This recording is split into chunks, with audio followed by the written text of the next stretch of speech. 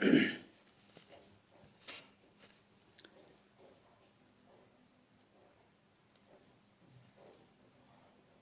I audible?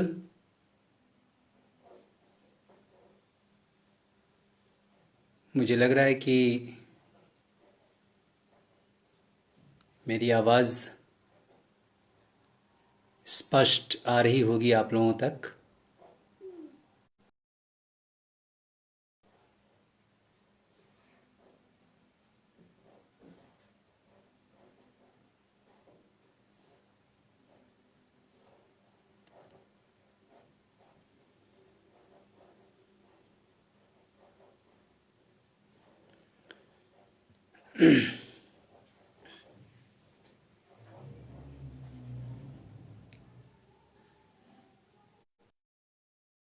मेरी आवाज़ आप सभी तक पहुंच रही होगी, तो आप लोग प्लीज़ मुझे फीडबैक देने का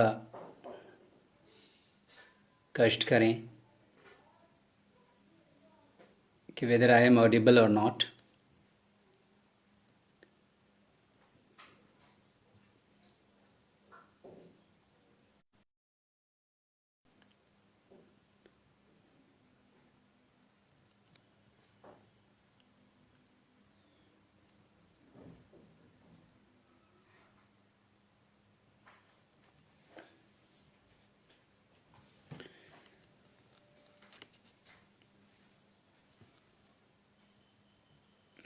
नीरज जी, शायद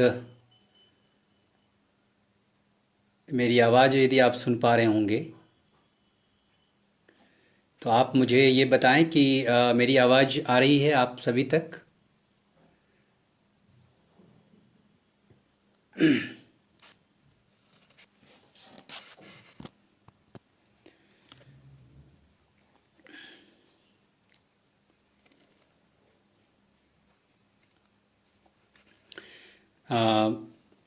मुझे ये फीडबैक मिल चुका है कि मेरी आवाज़ आप सभी तक पहुंच पा रही है। तो आज मैं सबसे पहले हमारे जितने भी जो इस मंच के माध्यम से जो मधुमेह एजुकेशनल एंड रिसर्च फाउंडेशन के माध्यम से इस लर्निंग प्लेटफॉर्म और इसे एक इंटरैक्टिव प्लेटफॉर्म के माध्यम से जितने भी लोग जुड़े हैं इस व्याख्यानमाला में, तो मैं सबसे पहले जितने भी academicians, researchers, students, teacher trainees,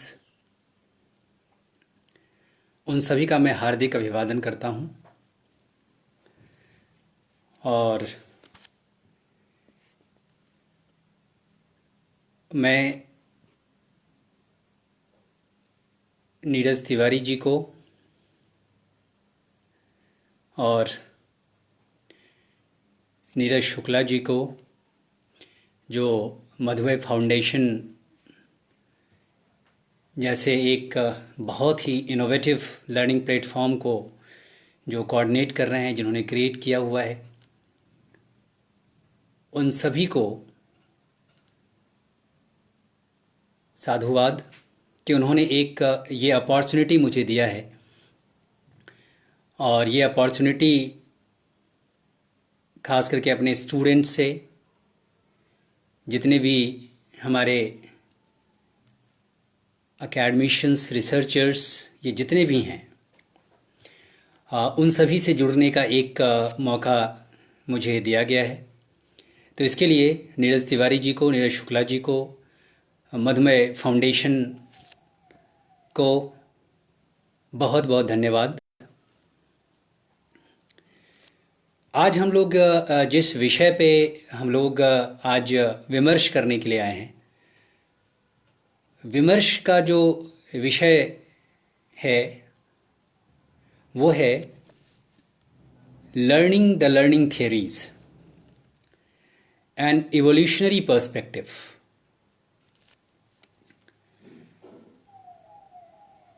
learning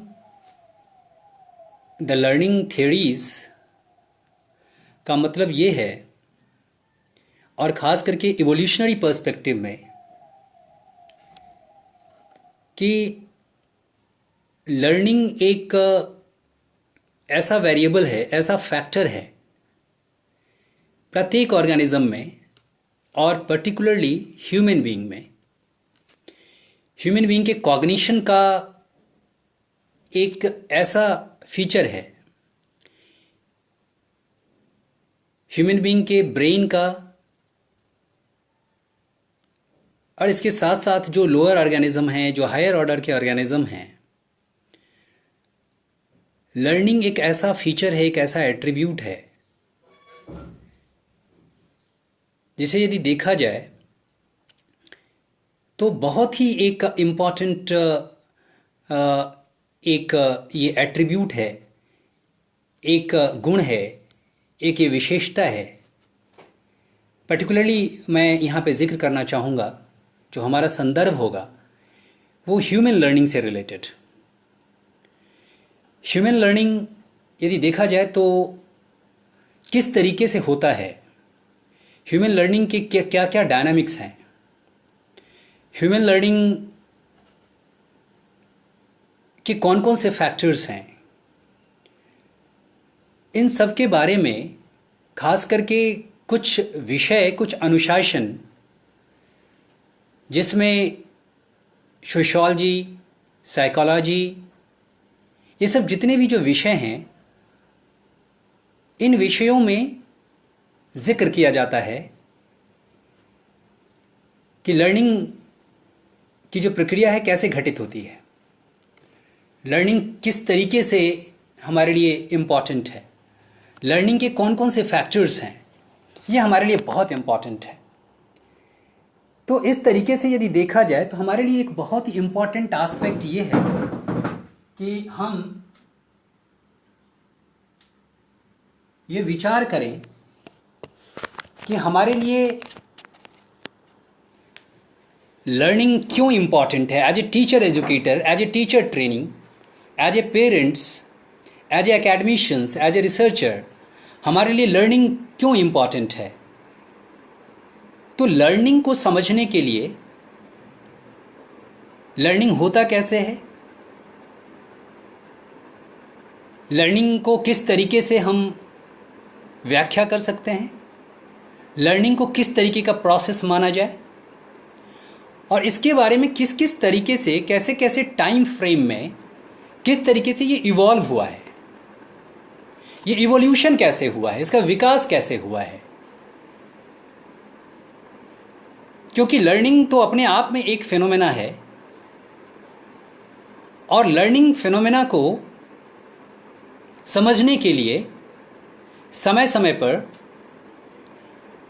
बहुत ही इम्पॉर्टेंट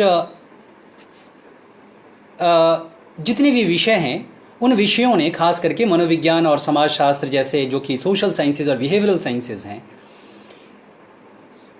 कोई एक कॉग्निटिव प्रोसेस के रूप में, कोई एक बिल्कुल सोशो कल्चरल पर्सपेक्टिव में, कोई किस तरीके से आज जो न्यूरोलॉजिकल जो साइंसेज हैं, न्यूरोलॉजिकल साइंसेज या न्यूरो साइंस जो है, न्यूरो साइंसेज किस तरीके से लर्निंग को परसीव करता है। मीन्स क्या कि लर्निंग एक फिनोमेना को, लर्निंग को यदि समझा जाए तो उसकी थियोरी में भी एक खास तरीके का इवोल्यूशन का एक चेन है, उसके विकास की एक कड़ी है, जो समय के साथ साथ किस तरीके से हमने इसको समझने की कोशिश की है, किस तरीके से ये विकास हुआ है। तो आज हम लोग इसी का जिक्र करेंगे, और इसी का जो शीर्षक, जो शीर्षक का जो संदर्भ है, वो शीर्षक का संदर्भ यही है कि लर्निंग द लर्निंग थियरीज, कि लर्निंग थियरीज को हम कैसे लर्न करें, उसके लर्निंग के क्या क्या डायनामिक्स हैं, और ये किस तरीके से इवॉल्व हुआ है। तो इसीलिए इसका जो कॉलन के बाद जो एन इवोल्यूशनरी जो पर्सपेक्टिव है, उस इवोल्यूशनरी जो पर्सपेक्टिव, यानी कि जो विकास की जो एक का जो एक परिप्रेक्ष्य है, उस परिप्रेक्ष्य का हम लोग आज जिक्र करेंगे। आज हमारे लिए बहुत ही इम्पोर्टेंट एक अवसर है कि जिसमें हमारे साथ बहुत सारे लोग जुड़े हुए हैं, बहुत सारे लोग जुड़े हुए हैं, जिसमें मुझे जिनका मैं देख पा रहा हूँ, प्रवीण कुमार तिवारी जी, विवेकनाथ त्रिपाठी जी, ब्रजेश राय जी, डॉक्टर सुनील उपाध्याय जी, जितने भी सभी एमिनेंट वो हैं, स्कॉलर्स हैं, एकेडमिशियंस हैं, रिसर्चर्स हैं, मैं सबका सबसे पहले मैं धन्यवाद करता हूं कि सभी लोग जुड़े हुए हैं इस एकेडमिक कड़ी में।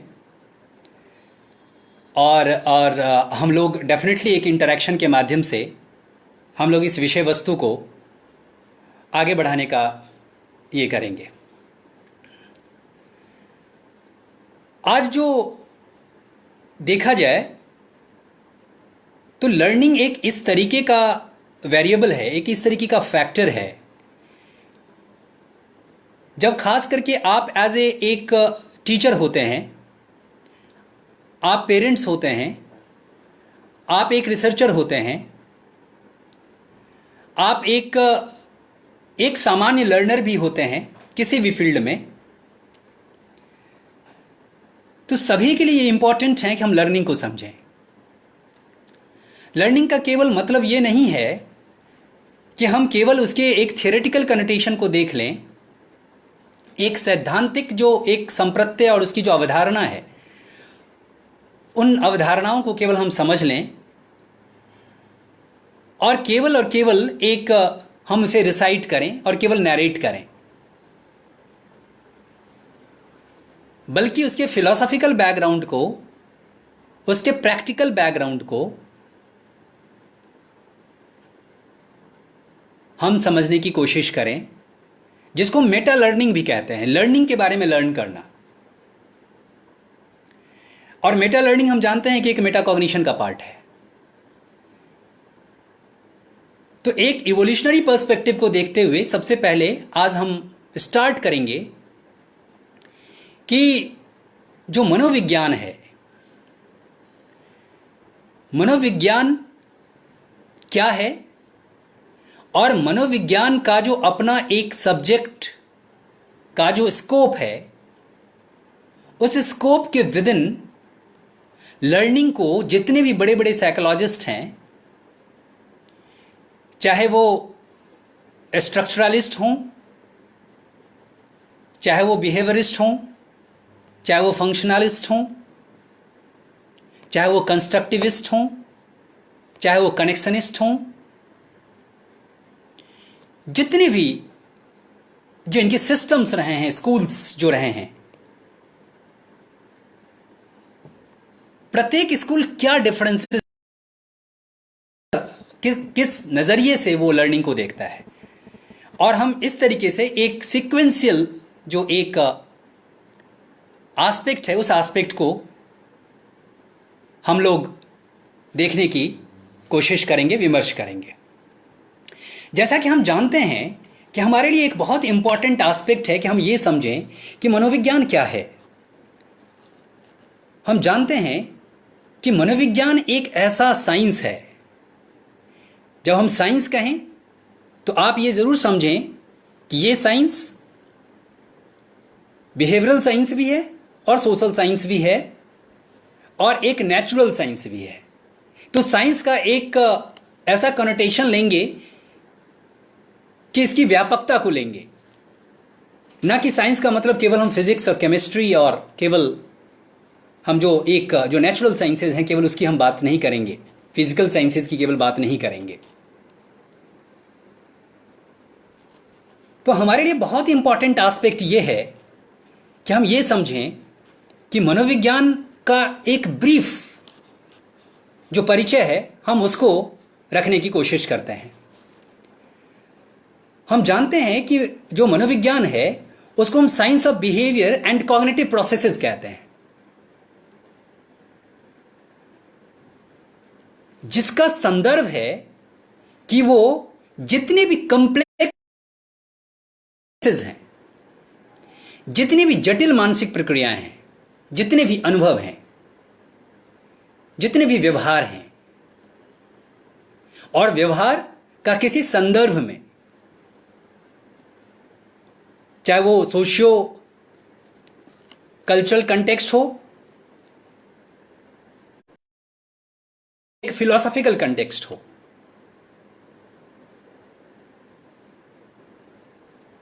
तो ऐसा साइंस जिसमें हम बिहेवियर के बारे में अध्ययन करते हैं, मेंटल प्रोसेसेस के बारे में अध्ययन करते हैं, और मेंटल प्रोसेसेस में आप जानते हैं कि उन सारी प्रक्रियाओं को, चाहे उसका कॉग्निटिव कनेक्शन हो, अफेक्टिव कनेक्शन हो, चाहे उसका अफेक्टिव कनेक्शन हो या कॉग्निटिव कनेक्शन हो, जितने भी कनेक्शन हैं, उन कनेक्शन के संदर्भ में, उस कनेक्शन के संदर्भ में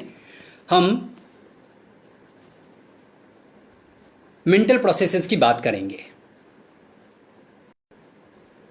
और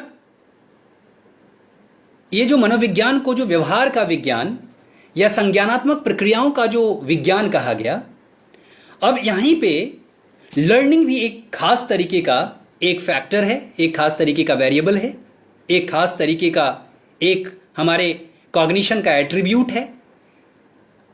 एक खास तरीके का एक टास्क है, जिस टास्क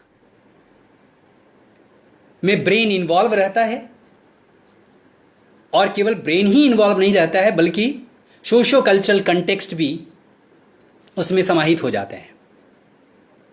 तो ये मनोविज्ञान की बात हुई। और मनोविज्ञान का जो सबसे इंपॉर्टेंट है, यदि मनोविज्ञान की इवोल्यूशन को यदि हम देखें, क्योंकि हमें एक इवोल्यूशनरी पर्सपेक्टिव पे भी बात करनी है, तो इवोल्यूशनरी जो पर्सपेक्टिव है, तो जैसे जैसे जब ये एक फिलॉसफी का पार्ट हुआ करता था, और फिलॉसफी से इसने अपना अलगाव इसलिए कर लिया क्योंकि फिलॉसफी में एक हाई नोट ऑफ सब्जेक्टिविटी होती है। लेकिन जिस समय एक 19th सेंचुरी में यदि आप जितने भी विषय हुए, उन विषयों के एट्रीब्यूट का यदि आप अध्ययन करें, तो आपको लगेगा कि सारे के सारे विषय जो नेचुरल साइंस की तरफ बढ़ना स्टार्ट कर दिए थे, जिसमें ऑब्जेक्टिविटी, वस्तुनिष्ठता, जिसमें एक ऑब्जर्वेबल बिहेवियर या ऑब्जर्वेशन, इंट्रोस्पेक्शन नहीं, जिसमें मेजरेबल, जो मापनीय हो, अवलोकनीय हो, जिसको क्वांटिफाई किया जा सके, यानी कि देखा जाए तो एक क्वांटिफिकेशन का रेवोल्यूशन चला। और उसी संदर्भ में जब आप बहुत सारे विषय, इवन कि सोशियोलॉजी को देखें तो सोशियो फिजिक्स बन गया। अगस्ट कॉम्पटे ने सबसे पहले सोशियो फिजिक्स रखा था, यानी कि हम सोसाइटी के सारे इवेंट्स को फिजिक्स के नजरिए से हम देखेंगे, यानी कि फिजिक्स का मतलब एक ऑब्जेक्टिव साइंस। इसी तरीके से मनोविज्ञान ने भी अपने आप को दर्शन शास्त्र से अलग कर लिया, और दर्शन शास्त्र की जो सब्जेक्टिविटी है, उस सब्जेक्टिविटी से अपने आप को पृथक कर लिया, अलग कर लिया। क्वांटिटेटिव रेवोल्यूशन का जो फीचर जो था, वो सिर चढ़ करके बोलने लगा मनोविज्ञान पे भी। और इनको भी कहा गया, इनके जितने भी जो विद्वान थे, उन्होंने कहा कि नहीं, मनोविज्ञान को हमें एक बिल्कुल एक प्राकृतिक विज्ञान के रूप में हमें देखना है, जिसमें सब्जेक्टिविटी कम से कम हो, ऑब्जेक्टिविटी हो।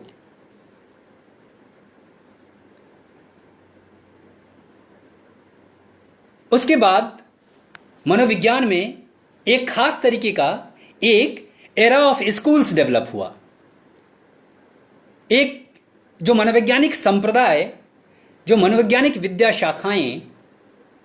जो मनोविज्ञान के जो एक आइडियोलॉजिकल, जो सेम आइडियोलॉजिकल फ्रेमवर्क में बहुत सारे विद्यालयों की स्थापना हुई, बहुत सारे स्कूल्स की स्थापना हुई, बहुत सारे संप्रदायों की स्थापना हुई। और हम यूजुअली कहते हैं, जब हम स्कूल्स की बात करते हैं, तो स्कूल्स का मतलब क्या है कि एक डिफाइंड फ्रेमवर्क जो किसी खास एजम्पशन पे बेस्ड हो, जिसके कंटेंट सेम हो, जिसके मेथड सेम हो, जिसके कंसर्न सेम हो, जिसके सरोकार सेम हो, जिनके जिनके विषय सेम हो। यानी कि एक ऐसा फ्रेमवर्क जो एक खास पर्टिकुलर एजम्पशंस पे बेस्ड हो, जिनके मेथड, जिनके कंटेंट, जिनके कंसर्न्स सभी इक्वल हो, उनको एक स्कूल में रख दिया गया। यानी कि एक खास आइडियोलॉजिकल फ्रेमवर्क को एक विद्यालय की संकल्पना दे दी गई, एक संप्रदाय की संकल्पना दे दी गई,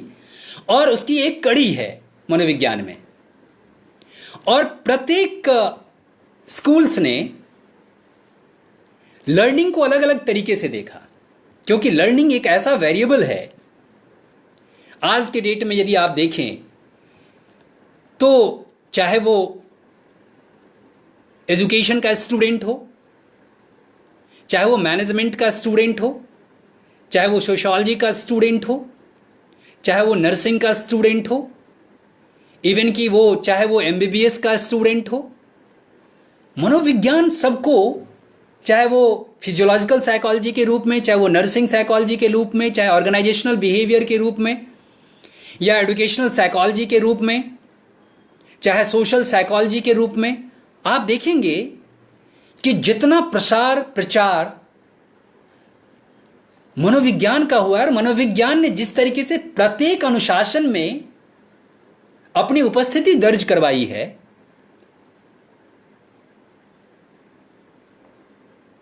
उतनी पॉपुलैरिटी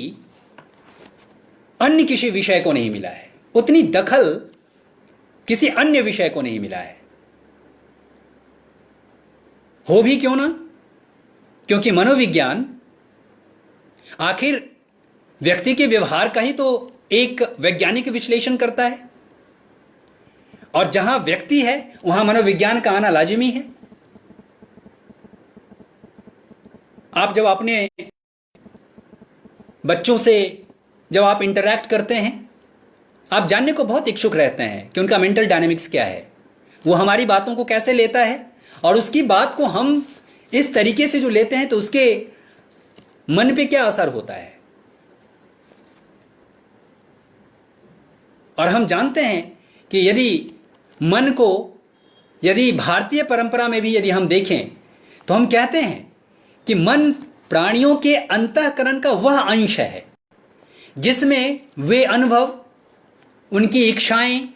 उनका बोध, उनका विचार, सारे जितने भी हैं, उनके विचार, संकल्प, विकल्प, इन सब का जो एक समग्र रूप है वो मन है। तो मन हमारे लिए कितना इंपॉर्टेंट है, चाहे हम किसी विषय के स्टूडेंट नहीं भी हों, हम फॉर्मली, इनफॉर्मली, नॉन फॉर्मली, औपचारिक रूप से, निरौपचारिक रूप से, हम तो हमेशा स्टूडेंट रहते हैं।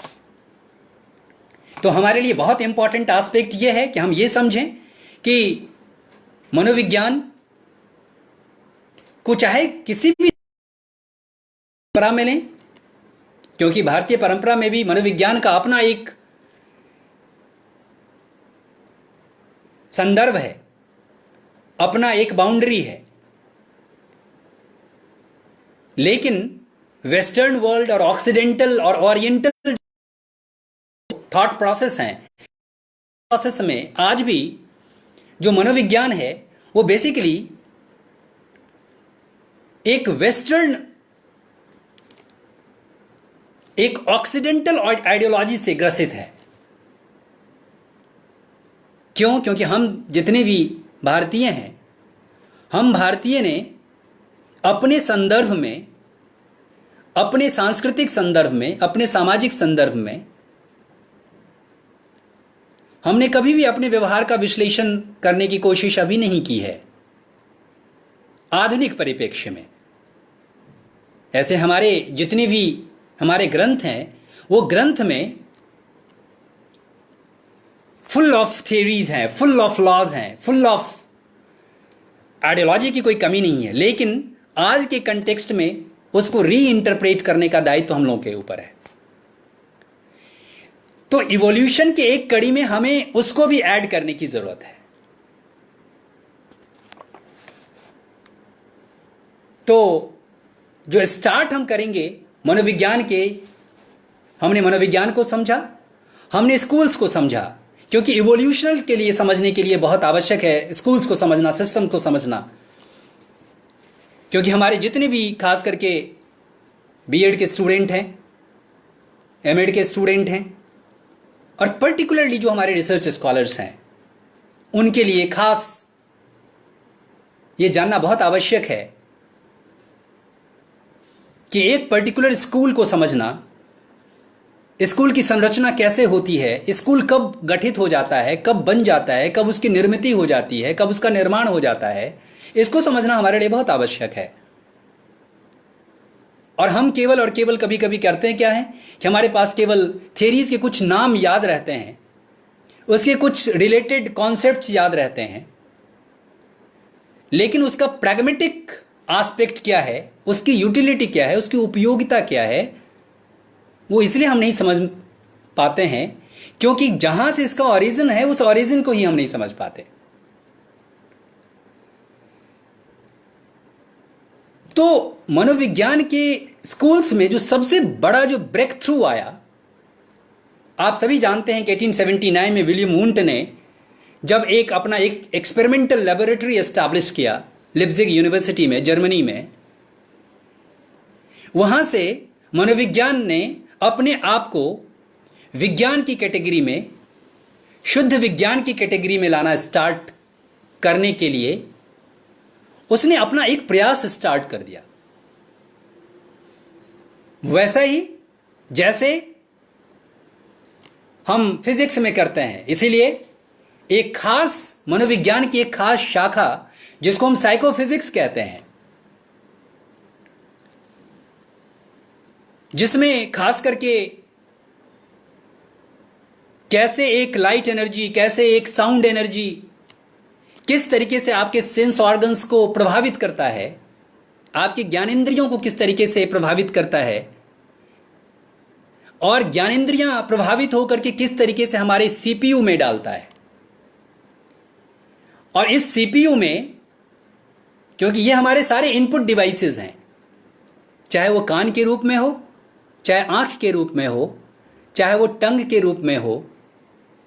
चाहे हमारे स्किन के रूप में हो,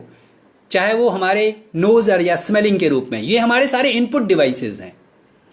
और इनपुट डिवाइसेस से जब भी कोई इनपुट मिलता है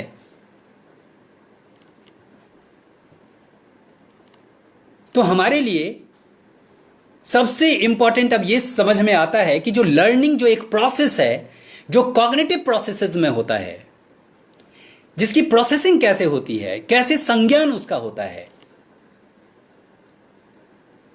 हम कैसे संज्ञानित होते हैं, ये हमारे लिए बहुत इंपॉर्टेंट है।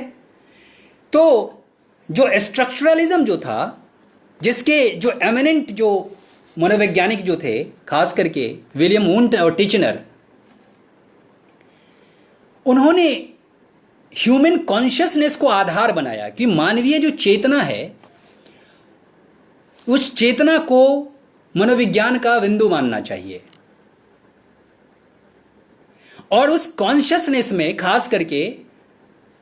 जो सेंसेशन, इमेजेस यानी कि प्रतिमा, सेंसेशन का मतलब संवेदना, इमेजेस का मतलब प्रतिमा, और जो उसका जो अफेक्टिव वैल्यू है, जो भाव है,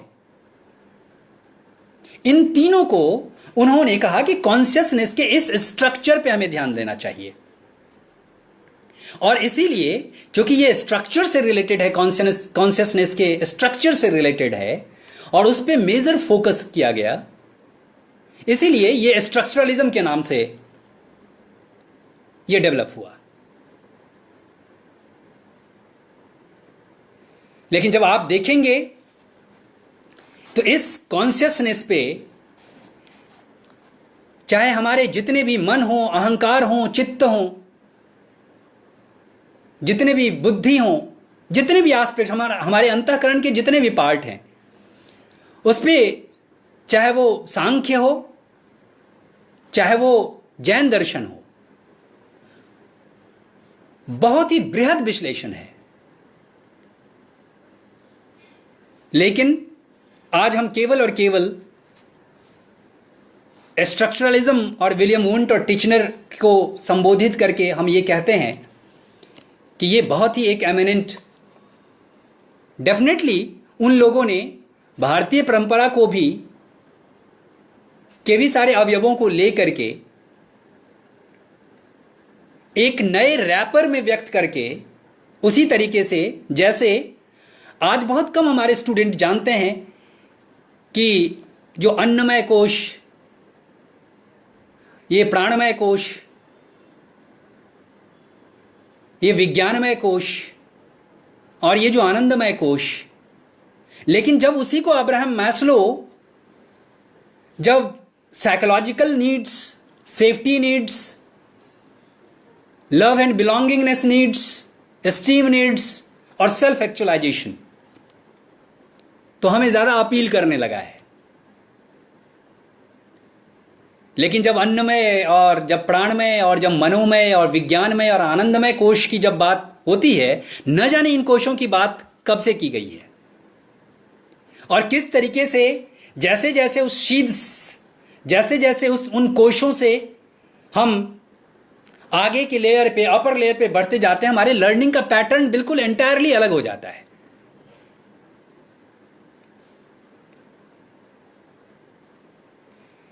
तो इस तरीके से यदि हमें देखा, हमें यदि इस पे फोकस करने की जरूरत है। क्यों? क्योंकि ये कोई एक वाकई एक क्रिटिकल एनालिसिस करने की जरूरत है, क्योंकि हम सारे एकेडमिशियंस हैं यहाँ पे, और एकेडमिशियंस के लिए अपने पास ब्यूटीफुल लेबोरेटरी है। इस कॉग्निटिव लेबोरेटरी में हमें उन सारे विचारों को टेस्ट करना चाहिए, रिटेस्ट करना चाहिए, और कि ताकि हम समझें कि ओवरऑल यदि पिक्चर हमें किसी भी ह्यूमन बिहेवियर का यदि लेना है,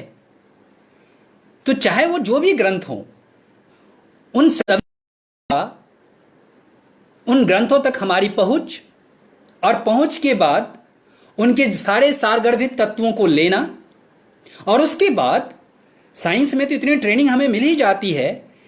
कि हम एक्सप्लेन करें, हम डिस्क्राइब करें, हम एनालाइज करें। साइंस का फंक्शन ही यही है कि हम डिस्क्राइब करें, हम एनालाइज करें, हम कंपेयर करें और हम प्रिडिक्ट करें, जबकि ये सारे ओपन डोमेन में हैं। तो इस तरीके से जब हम देखें तो एक स्ट्रक्चरलिज्म का जो एक वेस्टर्न का जो एक सिस्टम है, जिसमें उन्होंने कॉन्शियसनेस का मूल फोकस बनाया गया, और उसके बाद कॉन्शियसनेस स्ट्रक्चर है जिसमें उन्होंने सेंसेशन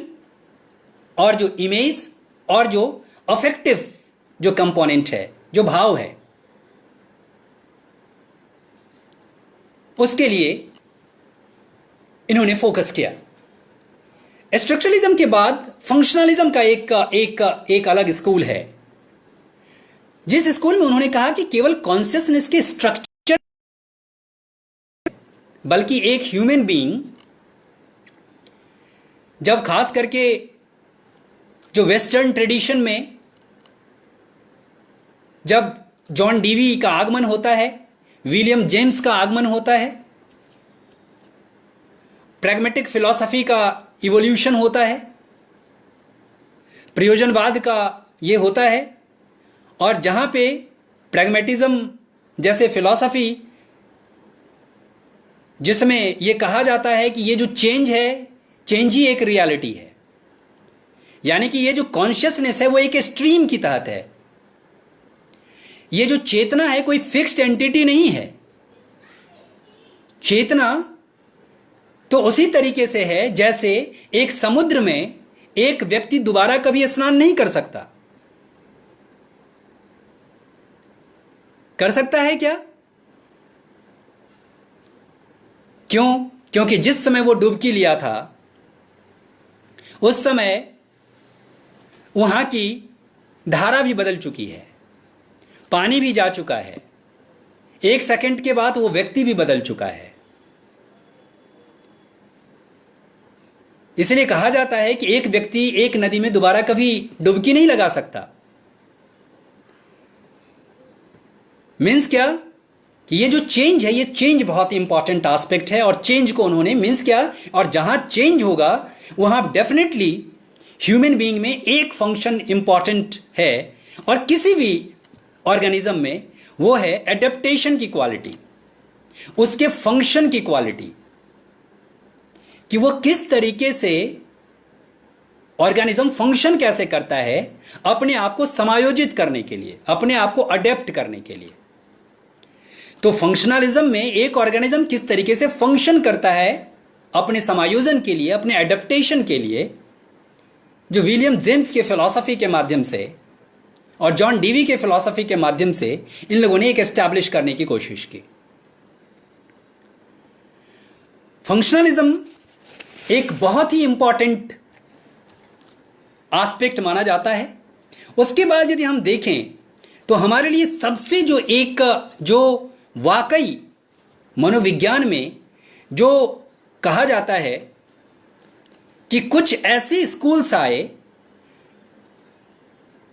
जिस स्कूल ने कंप्लीटली पुरानी विचारधारा को समाप्त कर दिया और वो सुपरसीड कर गए। उसमें से एक बहुत इंपॉर्टेंट विचारधारा है, आप जानते होंगे, साइको एनालिटिक, जिसको फर्स्ट फोर्स ऑफ साइकोलॉजी कहा जाता है।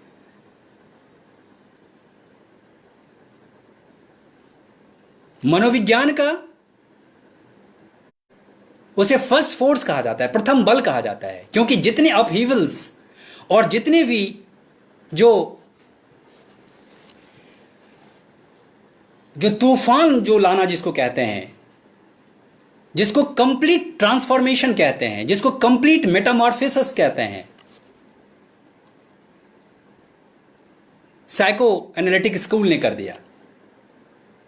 क्योंकि बाकी सारे स्कूल चेतना पे, तो वो कहता है कि चेतना नहीं, हम अचेतन पे ध्यान देंगे, क्योंकि व्यक्ति जो है वो मूल प्रवृत्ति का आउटकम है, अनकॉन्शियस बीइंग है। कॉन्शियस तो बहुत छोटा पार्ट है, चेतना तो बहुत छोटा पार्ट है। तो उसके लिए जो लर्निंग है, वो लर्निंग केवल कॉन्शियस लेवल पे नहीं होता रहता है, लर्निंग अनकॉन्शियस लेवल पे भी होता रहता है। फर्स्ट फोर्स मनोविश्लेषणवाद को, जिसके सिगमंड फ्राइड, और सेकंड फोर्स जो कहा गया वो कहा गया व्यवहारवाद को।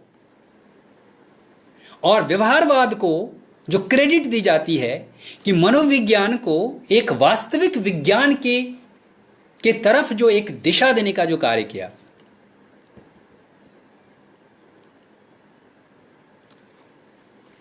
उसमें यदि आप देखेंगे तो डेफिनेटली जो व्यवहार को वस्तुनिष्ठ तरीके से देखना, व्यवहार वही व्यवहार जो ओवर्ट बिहेवियर हो, जो बाह्य व्यवहार हो, जिसका हम अवलोकन कर सकते हैं,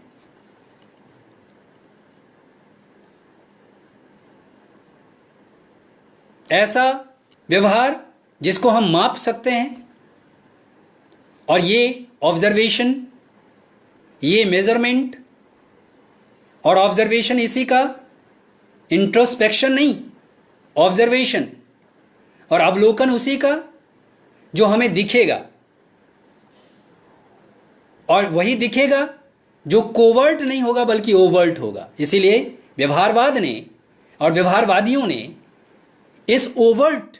बिहेवियर को, उन्होंने कहा कि लर्निंग जो है वो एक कोवर्ट प्रोसेस नहीं है, ये एक ओवर्ट प्रोसेस है। और इसको इस तरीके से देखना चाहिए, इसको वस्तुनिष्ठ तरीके से देखना चाहिए। वैसा ही जैसे फिजिक्स वाले एक्सेलरेशन को देखते हैं, फिजिक्स वाले किसी एनर्जी को डिफाइन करते हैं, क्योंकि वो चेंजेस को मेजर कर लेते हैं। तो व्यवहारवाद ने, जिसको द्वितीय बल कहा जाता है, सेकंड फोर्स कहा जाता है मनोविज्ञान का, उसने मनोविज्ञान को एक विज्ञान की कैटेगरी में लाने की कोशिश की, और विज्ञान का मतलब यहां पे नेचुरल साइंस की कैटेगरी में लाने की कोशिश की। क्योंकि मैंने कहा कि जो 19th सेंचुरी रहा है वो डेफिनेटली एक मॉडर्नाइजेशन का, और मॉडर्नाइजेशन के साथ साथ क्वांटिटेटिव रेवोल्यूशन का, क्वांटिफिकेशन का एक दौर था। प्रत्येक, चाहे वो आप ज्योग्राफी में देखें, चाहे आप अर्थशास्त्र में देखें, चाहे वो मनोविज्ञान में देखें, प्रत्येक विषय को समझने के लिए मैथमेटिकल मॉडल लाया गया। व्यवहार को भी एक मैथमेटिकल मॉडल में समझना, यह व्यवहारवादियों का एक एक एक बेसिक एजम्पशंस था, एक बेसिक फ्रेमवर्क था। सेकेंड फोर्स और थर्ड फोर्स कहा जाता है ह्यूमैनिज्म को, क्योंकि यहां पे अब केवल और केवल जो बिहेवियरिस्ट है ये कंप्लीटली एनवायरमेंटलिस्ट है, ये पर्यावरणवादी है। ये कहता है कि पर्यावरण ही मेजर रोल प्ले करता है और व्यक्ति परिस्थितियों का दास होता है, पर्यावरण का दास होता है। पर्यावरण में चेंजेस होते रहते हैं और व्यक्ति को केवल अडेप्ट करना होता है। यदि वो अडेप्टेशन नहीं होगा, अनुकूलन नहीं होगा, तो किसी भी ऑर्गेनिज्म का एग्जिस्टेंस नहीं रहेगा। तो लर्निंग को डिफाइन जो किया गया, वो लर्निंग को इस तरीके से डिफाइन किया गया कि वो ओवर्ट बिहेवियर के रूप में दिखना चाहिए, उसको मेजरमेंट करना चाहिए और उसको एनवायरमेंटल प्रपोजिशन पे व्यक्त करना चाहिए। इसके अलावा जो ह्यूमैनिज्म जैसा कि मैंने कहा कि एक थर्ड फोर्स, उसने भी बहुत ज़्यादा एक, जितने भी मनोवैज्ञानिक, जितने भी साइकोलॉजिकल वेरिएबल्स हैं, उस साइकोलॉजिकल वेरिएबल्स को रीडिफाइन करने की कोशिश की, क्योंकि केंद्र में एक सृजनशील मानव की संकल्पना की गई। ऐसा मानव नहीं कि जो बिल्कुल इंस्टिंक्ट बेस्ड हो, ऐसा मानव नहीं जो केवल अचेतन से गवर्न हो रहा हो, ऐसा मानव जो कि चेतना से गवर्न हो रहा हो, ऐसा मानव जो कि क्रिएटिव हो, ऐसा मानव जो कि जिसमें इमेंस पोटेंशियल है कुछ बेहतर करने का। तो इस तरीके से ह्यूमैनिज्म ने कोर में, सेंटर में ह्यूमन बीइंग को रखा और ह्यूमन बीइंग के वेल बीइंग को रखा, ह्यूमन बीइंग की क्रिएटिविटी को रखा और क्रिएटिविटी को सिंथेसाइज करने की कोशिश की किसी भी थियरी में। तो आपने देखा होगा अब्राहम मैस्लो से लेकर के कार्ल रोजर्स से लेकर के जितने भी ह्यूमनिस्ट साइकोलॉजिस्ट थे, उन लोगों ने केंद्र में मानव को रखा है और मानव के वेलफेयर को रखा है, वेल बीइंगनेस को रखा है। और उन्होंने कहा कि केवल सफर फिजियोलॉजिकल नीड्स तक नहीं, केवल इंस्टिंक्ट तक नहीं, जबकि इंस्टिंक्ट से बहुत ऊपर जाकर के जो सेल्फ एक्चुअलाइजेशन और सेल्फ एक्चुअलाइजेशन से भी, यदि हम भारतीय परंपरा में बहुत इससे भी ऊपर की जो विचारधारा है, जिसमें हम साल्वेशन कहते हैं, हम मोक्ष कहते हैं, हम निर्वाण कहते हैं, हम निर्जरा कहते हैं,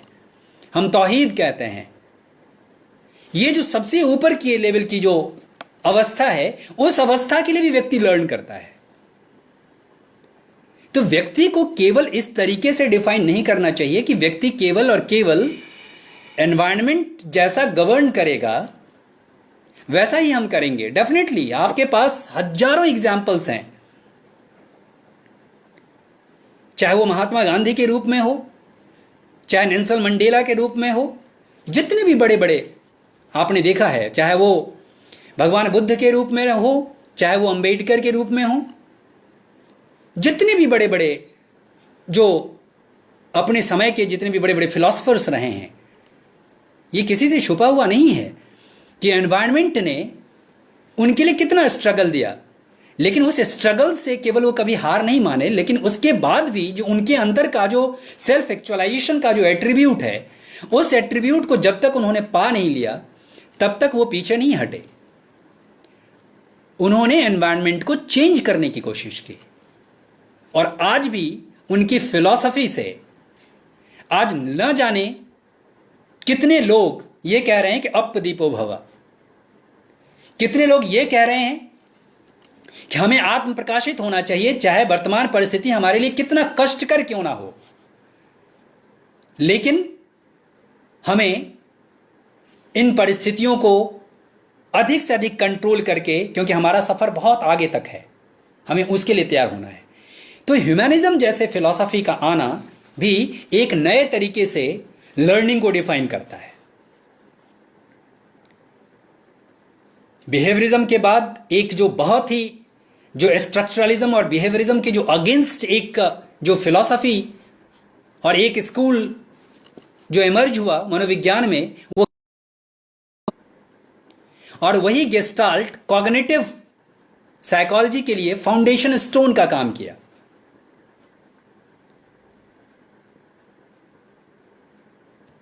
क्योंकि आप जानते हैं कि जब हम मूवी भी देखते हैं,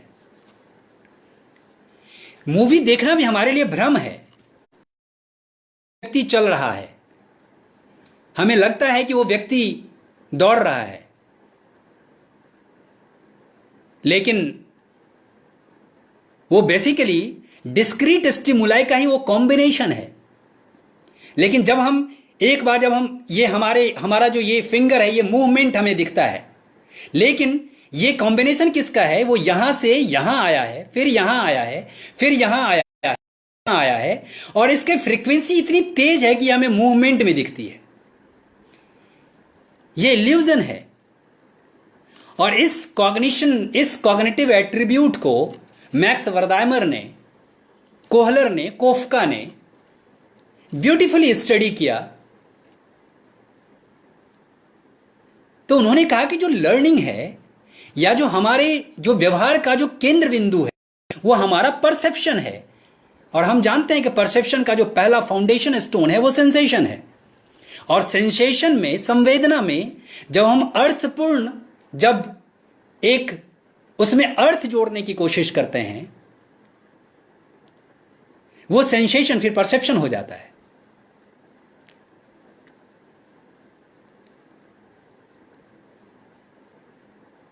तो इस तरीके से उन्होंने परसेप्चुअल ऑर्गेनाइजेशन को, कि प्रत्यक्षणात्मक संगठन को, परसेप्चुअल ऑर्गेनाइजेशन को, कि हम किस तरीके से परसीव करते हैं, और उस परसेप्शन के लिए हमें एज ए होल पूरे सिचुएशन को इन टोटलिटी हमें देखना पड़ता है। हमें संपूर्णता के साथ देखना होता है।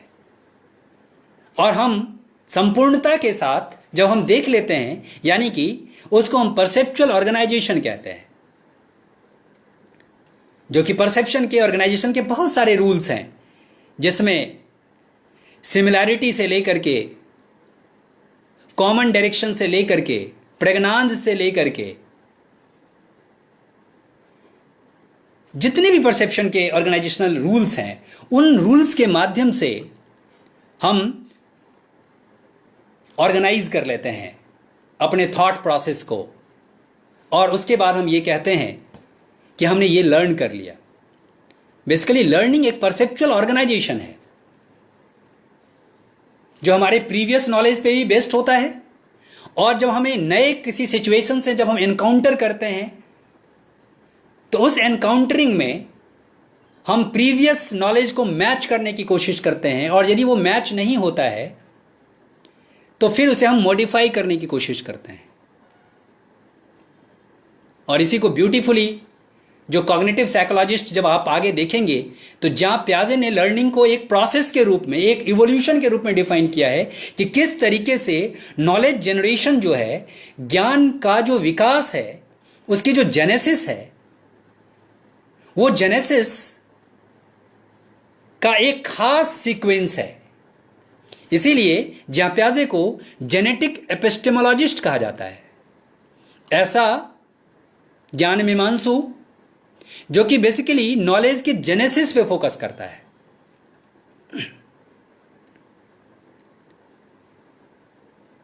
इस तरीके से यदि देखा जाए तो हमारे लिए बहुत इंपॉर्टेंट एस्पेक्ट यह है कि हम ये समझने की कोशिश करें कि गेस्टाल्ट जो जर्मनी से स्टार्ट हुआ, जिसका literal meaning pattern, configuration, as a whole, in totality, जिसका की वर्ड है परसेप्शन, इसके आधार और इसके इर्द गिर्द ही ये साइकोलॉजिकल स्कूल्स घूमता है और लर्निंग को इसी तरीके से डिफाइन करने की कोशिश करता है। गेस्टाल्ट के साथ साथ जैसा कि मैंने कहा कि गेस्टाल्ट एक कॉग्निटिव साइकोलॉजिस्ट, और जो कॉग्निटिविज्म है, कॉग्निटिविज्म या संज्ञानवाद जो है, संज्ञानवाद के भी फाउंडेशन स्टोन में रहा है। और जिसमें खास करके जब हम कॉग्निशन की बात करें तो कॉग्निशन में वो सारी चीजें जिसमें हमारा ब्रेन इन्वॉल्व है, जिसमें हमारा माइंड इन्वॉल्व है, वो चाहे सेंसेशन हो, यानी कि यदि कहा जाता है कि आप कॉग्निशन से क्या समझते हैं, तो कॉग्निशन में वो समस्त प्रक्रियाएं हैं, चाहे वो सेंसेशन हो, चाहे वो परसेप्शन हो, चाहे वो लैंग्वेज प्रोसेसिंग हो, चाहे वो थिंकिंग हो, चाहे वो प्रॉब्लम सॉल्विंग हो, चाहे वो रीजनिंग हो, ये सभी कॉग्निशन है। और आपने देखा होगा कि कॉग्निटिव डोमेन को बीएस ब्लूम ने भी जब एक सीक्वेंस में, एक हायरार्की में रखने की कोशिश की, तो आपको समझने में और आसानी होगी। इस बात को आप समझेंगे कि किस तरीके से knowledge, understanding, application, analysis, synthesis and evaluation, और जिसको बाद में एंडरसन ने उसको रिवाइज करके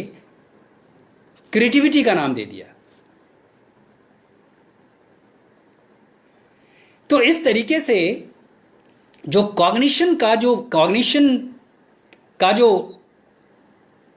कॉग्निटिव साइकोलॉजिस्ट की जो बुनियाद हुई वो कॉग्निशन सेंटर में। और ऑफ कोर्स जब कॉग्निशन की हम बात करेंगे तो वो एक इंटरनल प्रोसेस है, क्योंकि जब आप कॉग्निटिव दृष्टिकोण से जब आप देखेंगे तो आपके लिए एक मेटाफर बहुत बढ़िया है कि आप कॉग्निटिव साइकोलॉजिस्ट के जितने भी जो एजम्पशंस हैं, जो उनके फ्रेमवर्क हैं, जो उनकी थियरी हैं, जो उनके सिद्धांत हैं, उनको समझने के लिए आपके पास बहुत बढ़िया मेटाफर है, वो है कंप्यूटर। कंप्यूटर का इनपुट प्रोसेस जो कि आपके सेंस ऑर्गन्स हैं, कंप्यूटर का सीपीयू जो कि आपके पास ये पूरा ब्रेन है, और आउटपुट डिवाइसेस जो कि अभी मैं कोई लेक्चर दे रहा हूं, ये हमारा आउटपुट डिवाइसेस है, लेकिन ये मैं देख पा रहा हूं, और आपके देखने के बाद एक खास तरीके का हमारे अंदर परसेप्शन हो रहा है, और परसेप्शन के बाद मैं एक खास तरीके का एक लेक्चर डिलीवर कर रहा हूं। ये जो लेक्चर की डिलीवरी है ये एक बड़ी कॉम्प्लेक्स प्रोसेस है, और इस डिलीवरी प्रोसेस को यदि आप समझें तो आपको लगेगा कि ये जो मेटा कॉग्निशन है, जो कॉग्निशन के बारे में कॉग्निशन करता है, जो संज्ञान के बारे में संज्ञान करता है कि हम सोचते कैसे हैं इसके बारे में सोचना, हम चिंतन कैसे करते हैं इसके बारे में चिंतन करना, हम लर्निंग कैसे करते हैं इसके बारे में लर्न करना। तो कॉग्निशन में एक कॉग्निटिव प्रोसेसेस और मेटा कॉग्निटिव प्रोसेसेस, ये दोनों इंपॉर्टेंट और स्टडी का और विमर्श का ये संदर्भ बिंदु है। और खास करके इसमें जितने भी, चाहे ब्रूनर हों, चाहे ऑसबेल हों, चाहे ज्यां प्याजे हों, ये सारे कॉग्निटिव साइकोलॉजिस्ट हैं। और यही कॉग्निटिव साइकोलॉजिस्ट बाद में कंस्ट्रक्टिविस्ट के लिए एक फाउंडेशन स्टोन का काम किया, जहां पे कॉग्निशन भी है और सोशियो कल्चरल कंटेक्स्ट भी है। तो इस तरीके से हम लोगों ने देखा कि किस तरीके से स्ट्रक्चरलिज्म, जिसको संरचनावाद, प्रकार्यवाद, व्यवहारवाद, मनोविश्लेषणवाद, गेस्टाल्टवाद, संज्ञानवाद, मानवतावाद, ह्यूमैनिज्म, ये जितने भी जो स्कूल्स रहे हैं, ये स्कूल्स बहुत इंपॉर्टेंट स्कूल्स रहे हैं। और इन स्कूल्स ने एक खास कंट्रीब्यूशन दिया है मनोवैज्ञानिक साइकोलॉजिकल जितने भी वेरिएबल्स रहे हैं, इन वेरिएबल्स को खास तरीके से इन्होंने डिफाइन करने की कोशिश की है। और जो कंटेम्पररी जो अप्रोचेज हैं, इसको समझना भी बहुत ज़रूरी है। जो समकालीन जो एक उपागम है व्यवहार को समझने के लिए, क्योंकि एज ए लर्निंग को समझने के लिए चाहे जिस लेवल के स्टूडेंट हों, आपको ये समझना पड़ेगा कि लर्निंग के क्या क्या अप्रोचेज हो सकते हैं, कि ताकि आप लर्निंग के बारे में समझें, क्योंकि लर्निंग को समझने के लिए भी आपको लर्न करना पड़ेगा। और जब तक आप लर्निंग को समझेंगे नहीं और ह्यूमन बिहेवियर को एनालाइज करने के जब तक आप तरीके नहीं समझेंगे,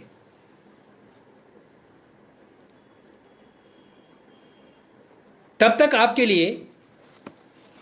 यह संभव नहीं होगा कि ऐसा प्रोसेस लर्निंग जो कि एक कोवर्ट प्रोसेस है। क्योंकि हमारे लिए दो चीज बहुत इंपॉर्टेंट है समझना, एक लर्निंग और दूसरा परफॉर्मेंस। लर्निंग एक इन्फर्ड प्रोसेस है, केवल हम इन्फर कर सकते हैं, केवल हम अनुमान लगा सकते हैं। और अनुमान लगाने का आधार क्या होता है? आपका परफॉर्मेंस। हम कहते हैं कि असेसमेंट ऑफ लर्निंग, लेकिन असेसमेंट ऑफ लर्निंग के लिए हम परफॉर्मेंस का सहारा लेते हैं। बिना परफॉर्मेंस के आप लर्निंग को असेस नहीं कर सकते। तो इसीलिए लर्निंग जो है एक जो कोवर्ट प्रोसेस है, जो कंटेम्पररी जो एक जो पर्सपेक्टिव है, उसको समझना बहुत ज़रूरी है। और जिसमें खास करके जो न्यूरोलॉजिस्ट हैं, जो आज नई संकल्पना दे रहे हैं, क्योंकि आज हम ब्रेन के अंदर भी क्या क्या हलचल हो रही हैं, क्या क्या प्रोसेसेस हो रही हैं, कुछ लिमिटेशंस के साथ जान सकते हैं। क्योंकि ये तो एक ऐसा पिटारा है जो अपने आप में एक वंडरफुल है। जब आप इस ब्रेन के हकीकत को जब आप समझेंगे, तो आपको लगता है कि आप केवल 1 और 2% भी नहीं जान पाते हैं अपने ब्रेन के बारे में। और जो 2 और 3% भी अपने ब्रेन के बारे में और उसके प्रोसेसेस के बारे में जान लेते हैं, वो महामानव की कैटेगरी में हो जाते हैं। क्योंकि उनका मेटाकॉग्निशन बहुत ज़्यादा होता है, क्योंकि वो समझ जाते हैं कि कौन से प्रोसेस हमारे ब्रेन को अफेक्ट कर रहा है, बैडली अफेक्ट कर रहा है और अच्छा प्रभाव डाल रहा है। इसको कंट्रोल करना इतना आसान नहीं है।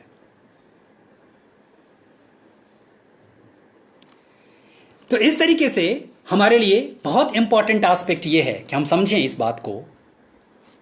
कि जो मॉडर्न जो और जो कंटेम्परेरी से लेकर के, एक तो ह्यूमन बीइंग को मशीन मानना, और जो बायोलॉजी में हम एक एज ए सिस्टम के रूप में देखते हैं, जिसको एक अप्रोच के रूप में हम कहते हैं कि ये बायोलॉजिकल मैकेनिस्टिक अप्रोच है, जो एक जैविक यांत्रिक उपागम है, जिसमें हमारी संकल्पना रहती है कि ये जो व्यक्ति है ये सेल से बना है, टिश्यू बना, टिश्यू से ऑर्गन हुआ, ऑर्गन से एक ऑर्गन सिस्टम हुआ, और फिर ऑर्गन सिस्टम से पूरा ऑर्गेनिज्म बन गया। तो इसको समझना, तो ये एक बायोलॉजिकल मैकेनिस्टिक पर्सपेक्टिव है। बायोलॉजिकल और मैकेनिस्टिक पर्सपेक्टिव के अलावा हमारे लिए बहुत इंपॉर्टेंट एस्पेक्ट ये भी है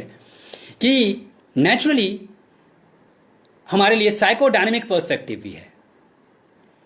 जिसमें हम हमारे साइकी के अंतर्गत, हमारे मन के अंतर्गत जितने भी गतिकी हैं, जितने भी हलचल हैं, जितने भी डिस्टर्बेंसेस हैं, जितनी भी प्रक्रियाएं होती हैं, इनको किस तरीके से समझना।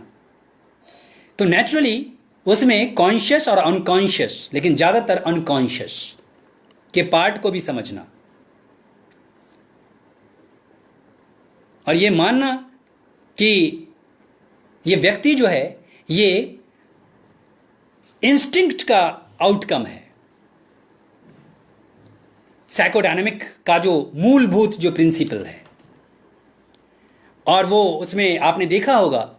कि जो प्रिंसिपल ऑफ जो हेडोनिज्म है, या जो इरोस और जो थैनाटोस है। इरोस का मतलब क्या है कि जब हम केवल और केवल, जिसको हम सुखवाद कहते हैं, जिसको हम हेडोनिज्म कहते हैं, जो कंप्लीटली जो प्लेजर पे काम करता है, जो हमारा जो प्लेजर का इंस्टिंक्ट है, जिसको लाइफ इंस्टिंक्ट कहते हैं, जिसको जीवन कहते हैं। तो दो डिस्टिंक्ट पे, खास करके दो इंस्टिंक्ट को बहुत अच्छे से डिस्टिंक्ट किया है सिगमंड फ्राइड ने भी, इरोस और थैनाटोस के रूप में, जीवन और मृत्यु के रूप में, कंस्ट्रक्शन और डिस्ट्रक्शन के रूप में। तो साइकोडायनामिक्स में एक अनकॉन्शियस पर्सपेक्टिव का भी स्टडी करना। उसके बाद जो कॉग्निटिव एस्पेक्ट है, कॉग्निटिव एस्पेक्ट में आपको ये मानना पड़ेगा कि ये जो हमारा इंफॉर्मेशन प्रोसेसिंग सिस्टम है, इसके ईच एंड एवरी इनपुट और इनके जो प्रोसेसिंग डिवाइसेस हैं और आउटपुट जो परफॉर्मेंस के रूप में आता है, इसको समझना हमारे लिए बहुत इंपॉर्टेंट है। तो हम कहते हैं कि क्रिएटिवली एक्टिव है ह्यूमन बीइंग और स्टिमुलस रिएक्टिव है, यानी कि ये क्रिएटिविटी में तो बहुत एक्टिव रहता है, और जैसे ही इसके सामने कोई स्टिमुलस आता है, उद्दीपक आता है, कोई भी इसके सामने कोई भी फैक्टर आता है, वातावरण का कोई भी कंपोनेंट आता है, या कोई आइडिया के रूप में या कोई फिजिकल ऑब्जेक्ट के रूप में, तो वो रिएक्ट करता है। यानी कि क्रिएटिव भी है और वो रिएक्टिव भी है। तो इस उपागम को देखना, इस तरीके से यदि हम देखें तो ह्यूमनिस्टिक, जिसमें हम मानते हैं कि ह्यूमन बीइंग एक एक्टिव है और इसके पास अनलिमिटेड पोटेंशियल है, और केवल अनलिमिटेड पोटेंशियल नहीं है बल्कि यह मिरेकल कर सकता है, केवल और केवल यदि उसने अपने आप को नियंत्रित कर लिया, अपने आप को कंट्रोल कर लिया, अपने आप को एक नई दिशा देने में यदि वो सक्षम हो गया। तो ये ह्यूमनिस्टिक पर्सपेक्टिव है। तो जैसे जैसे पर्सपेक्टिव चेंज होगा, लर्निंग की थियरी चेंज होती जाएगी। और जो दूसरा है, हम ये कहते हैं कि जो सोशियो कल्चरल पर्सपेक्टिव है, आज आप देखते होंगे कि जहां भी आप जाएं, जो भी आप पॉलिसी पढ़ें, चाहे आप एनसीएफ 2005 को स्टडी करें, चाहे आप एनसीएफटी 2009 का national curriculum framework for teacher education 2009 को स्टडी करें, चाहे अभी जो ड्राफ्ट न्यू एजुकेशन पॉलिसी, जो नेशनल एजुकेशन पॉलिसी है 2019, आप उसका स्टडी करें, तो आपको एक बजवर्ड जरूर इसमें मिलेगा, वो है कंस्ट्रक्टिविज्म का, निर्मितिवाद का। क्योंकि जब हम एक सोशियो कल्चरल पर्सपेक्टिव में लर्निंग को देखेंगे, तो एक इंडिविजुअल के जो आसपास जो एक सोशियो कल्चरल एनवायरनमेंट है, वो भी बहुत इंपॉर्टेंट रोल प्ले करता है। तो इसको फोकस करना हमारे लिए बहुत इंपॉर्टेंट है। तो जब हम सोशियो कल्चरल पर्सपेक्टिव से लर्निंग को स्टडी करेंगे, तो डेफिनेटली हमारे लिए केवल और केवल सोशल कंस्ट्रक्टिविज्म नहीं, बल्कि पर्सनल कंस्ट्रक्टिविज्म भी, पर्सनल लेवल पे एक व्यक्ति, जब आप एकांत में बैठे होते हैं तो बहुत तरीके का चिंतन करते हैं आप, और वो चिंतन की जो विचारधारा है, वो जो विचारधारा जिस पे आप चिंतन करते हैं, और वो जो चिंतन की दशा और जो दिशा है, वो कंप्लीटली आपके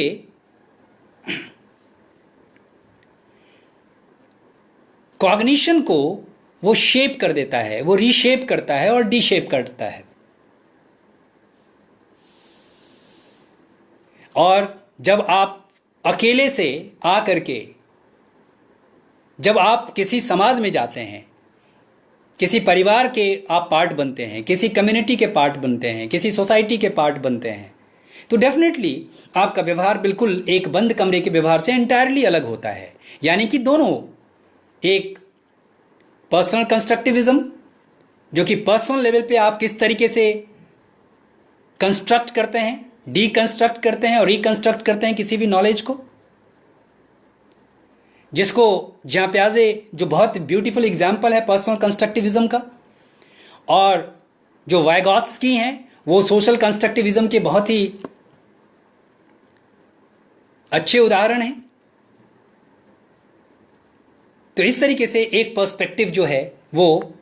सोशियो कल्चरल पर्सपेक्टिव है, और सोशियो कल्चरल जो पर्सपेक्टिव है वो हमारे लिए इतना इंपॉर्टेंट है कि हमें समझना पड़ेगा कि कोई व्यक्ति वैक्यूम में नहीं होता, वो समाज का पार्ट होता है, वो संस्कृति का पार्ट होता है। तो जब भी हम किसी बच्चे को देखें, जब भी हम किसी लर्नर को देखें, तो आप उसको बैकग्राउंड से अलग ना करें, क्योंकि परसेप्शन का भी पहला रूल यह है कि हम किसी भी फिगर को तब परसीव करते हैं कि जब उसका बैकग्राउंड कैसा है। आप इमेजिन कीजिए कि मेरा जो कलर है और जो मेरे बैकग्राउंड का जो कलर है, ये दोनों बिल्कुल एक हो जाए, तो क्या आप मुझे परसीव कर पाएंगे? बिल्कुल परसीव नहीं कर पाएंगे। इसका मतलब क्या है कि जो कॉन्ट्रास्ट बैकग्राउंड है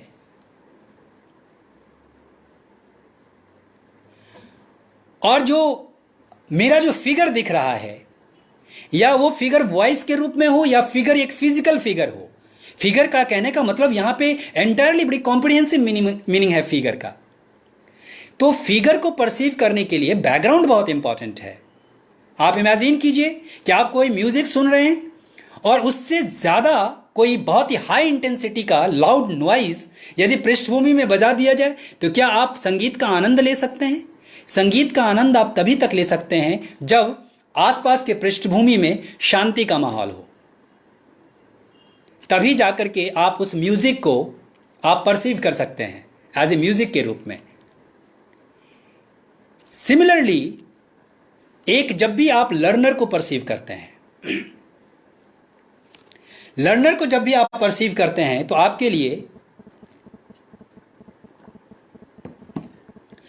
बहुत इंपॉर्टेंट एस्पेक्ट यह है कि आप लर्नर को आप उनके बैकग्राउंड से अलग करके ना देखें। वो उसका लिंग्विस्टिक बैकग्राउंड क्या है, उसका सोशियो इकोनॉमिक बैकग्राउंड क्या है,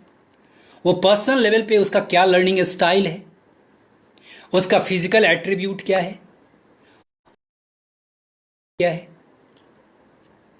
आप इमेजिन कीजिए कि जब आप किसी भी मार्केट में एक सामान्य कोई एपरेटस खरीदने के लिए जाते हैं, तो आप कंप्लीटली उसका बैकग्राउंड का स्टडी करते हैं कि ये किसने बनाया है, इसका रिव्यू क्या है, बाकी के लोगों ने किस तरीके से इसका रिव्यू किया है। यानी कि जब आप एक मैच करने के लिए जाते हैं तब तो आप इतनी तहकीकात करते हैं, लेकिन आप इमेजिन कीजिए कि आपके क्लास में एक सेंसिटिव माइंड आया हुआ है, एक ऐसा ऑर्गेनिज्म आया हुआ है कि जो उसका माइंड बहुत सेंसिटिव है। न जाने उसके सेंसिटिविटी को कितने सारे फैक्टर्स अफेक्ट करते हैं। तो एज ए टीचर होने के नाते हम लोग का राजधर्म है, हम लोग का यह गुणधर्म होना चाहिए कि सबसे पहले उस लर्नर को ऑपरेट करने से पहले हम उसके बैकग्राउंड का स्टडी कर लें। और आज जो भारतीय जो कक्षागत जो स्थिति है, क्योंकि क्लासरूम का साइज इतना बड़ा है और खास करके हमारे अंदर भी उतना पेशेंस नहीं है कि हम एक एक लर्नर को उसके बैकग्राउंड के संदर्भ में देखें, उसके पृष्ठभूमि के संदर्भ में देखें। लेकिन ये बहुत इंपॉर्टेंट है। जब तक आप उनके पृष्ठभूमि को नहीं देखेंगे तब तक आप तो लर्निंग क्या, आप उसको फिजिकली डील नहीं कर सकते। लर्निंग तो बहुत ही सबसे हाईएस्ट लेवल का एक कॉग्निटिव प्रोसेस है।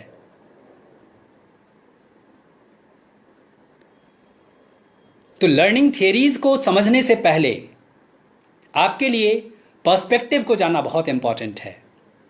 और ख़ास करके जो सबसे एक और भी इम्पॉर्टेंट है, जो हम देखते हैं, इवोल्यूशनरी पर्सपेक्टिव। इवोल्यूशनरी पर्सपेक्टिव के संदर्भ में भी देखना बहुत आवश्यक है कि हमारा इवोल्यूशन कैसे हुआ है। एक सोसाइटल जो एक एटीट्यूड है, या एक व्यक्ति का कोई पर्सनल जो एटीट्यूड है, उसका कैसे इवॉल्व होता है। ये जो ब्रेन है, ये ब्रेन कितनी कैपेबिलिटी रखता है, इसमें कौन कौन से इवोल्यूशनरी फीचर हैं, विकास के कौन कौन से गुण इसमें पाए जाते हैं। और जब तक आप इवोल्यूशनरी पर्सपेक्टिव से इस कॉग्निटिव पर्सपेक्टिव को आप नहीं देखेंगे, तब तक आपके लिए शायद बहुत मुश्किल होगा कि आप ब्रेन जो कि आप खोल करके उसका स्टडी नहीं कर सकते। आपको केवल और केवल स्टूडेंट के directly, indirectly, verbal, non verbal जितने भी तरह के बिहेवियर हैं, उसी बिहेवियर से केवल आपको प्रिडिक्ट करना होगा। और डेफिनेटली आप जितना इन डेप्थ इंडल्ज होंगे स्टूडेंट्स के बीच, उतना ही आप स्टूडेंट के व्यवहार का आप एक वैज्ञानिक तरीके से विश्लेषण कर सकते हैं, और आप उसके लर्निंग रूपी जो एक व्हीकल जो उसके पास है, उसको आप एक गति दे सकते हैं, उसको एक्सीलरेट कर सकते हैं। बिना उसको समझे हुए आप उसको एक गति नहीं दे सकते। इसके लिए बहुत सारे पर्सपेक्टिव हैं, और उस पर्सपेक्टिव में जब जाएंगे, और जब एक मनोविज्ञान की सारे, जब अन्य विज्ञान की तरह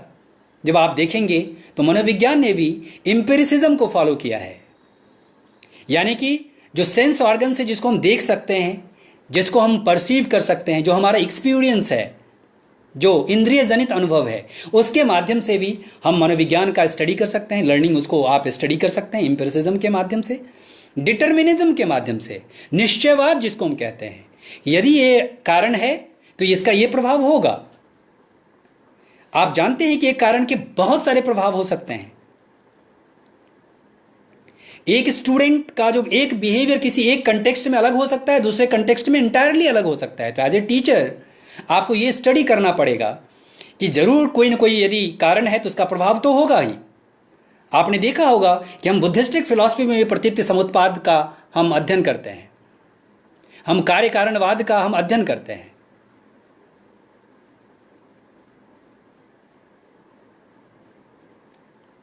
तो जब हम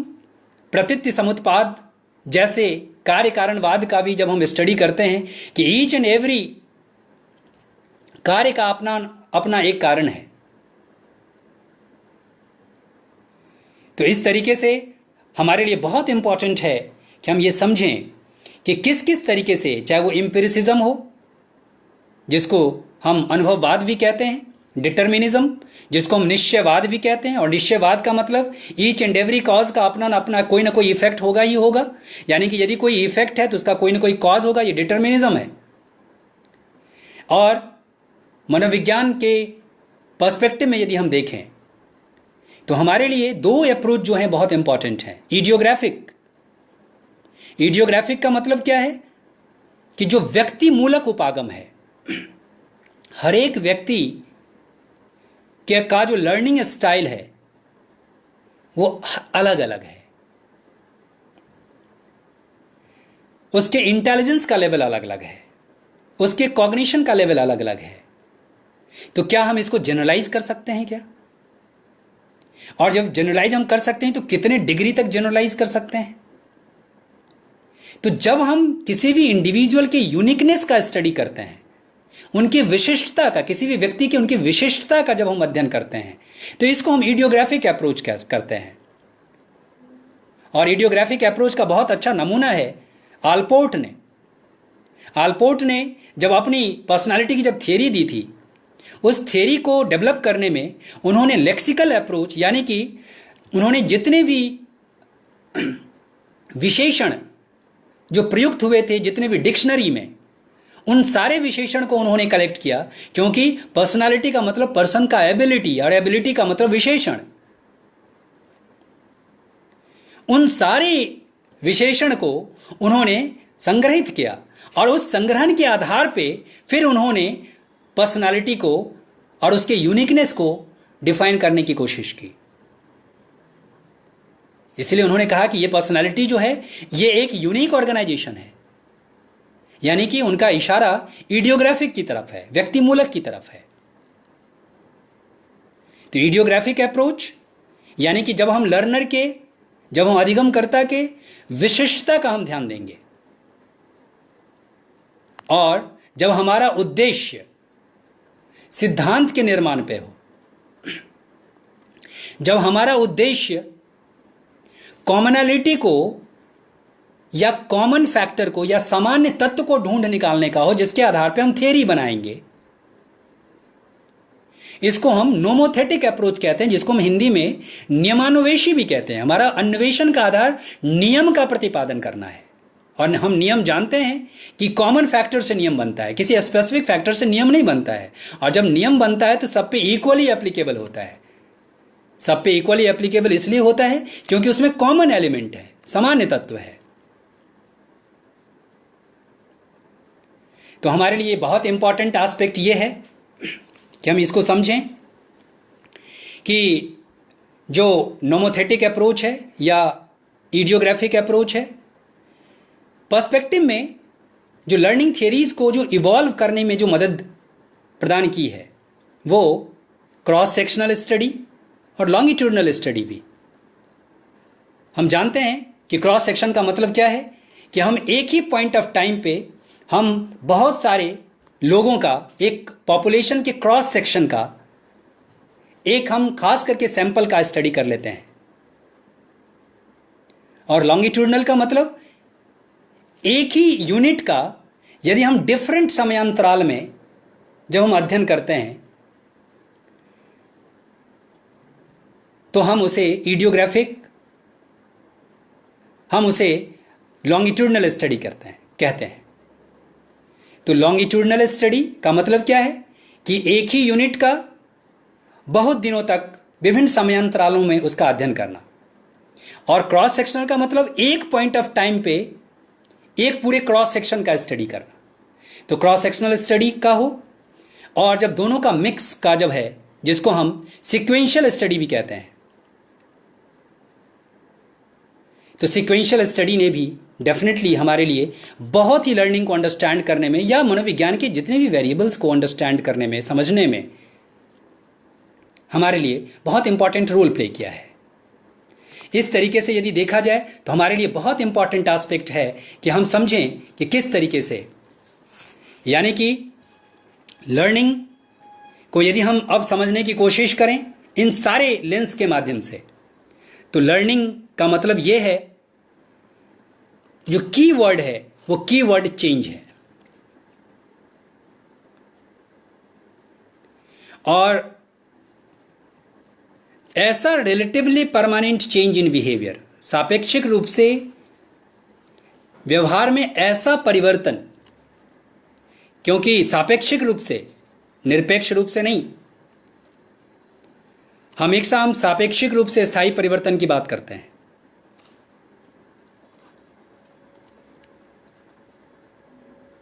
तो हमारे लिए लर्निंग को डिफाइन करना कि ऐसा relatively permanent change in behaviour जो कि हमारे अनुभव से या हमारे प्रैक्टिस से आता है, यानी कि अनुभव के माध्यम से या प्रयास के माध्यम से जब आपके व्यवहार में सापेक्षिक रूप से कोई स्थायी परिवर्तन हो रहा हो तो आप उसे अधिगम की संज्ञा देते हैं, आप उसे सीखने की संज्ञा देते हैं। और केवल बिहेवियर नहीं, बिहेवियर का पोटेंशियल भी, कभी कभी हम पोटेंशियल बिहेवियर को भी चेंज करने की कोशिश करते हैं।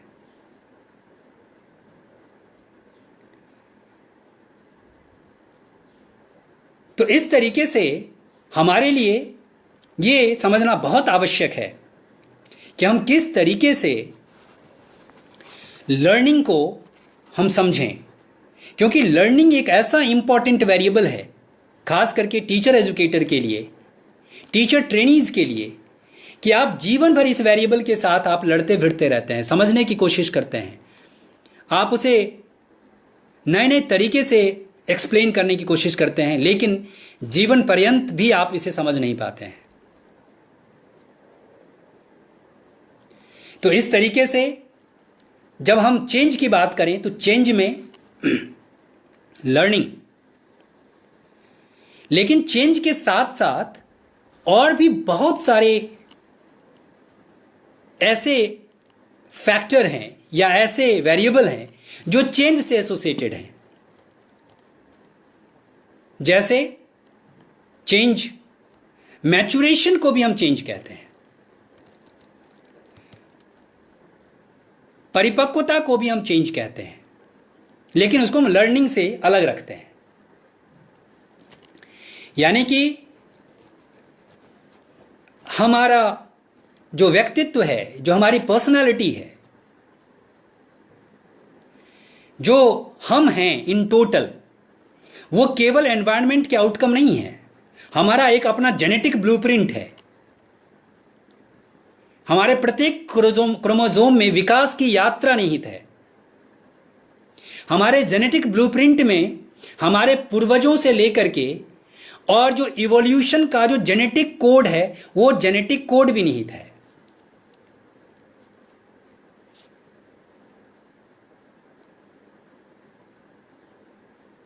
तो हम केवल और केवल इस बात को नहीं समझें कि जो चेंज है, प्रत्येक चेंज जो है वो लर्निंग है। प्रत्येक चेंज लर्निंग नहीं है। कुछ चेंज जो जेनेटिक ब्लूप्रिंट से चेंज हो रहा है, जो ऑटोमेटिकली हो रहा है। एक मेल का मूंछ का आ जाना आपका कोई कंट्रोल नहीं है, अनलेस अनटिल कि जब तक आप जेनेटिक कोड के साथ छेड़छाड़ ना करें।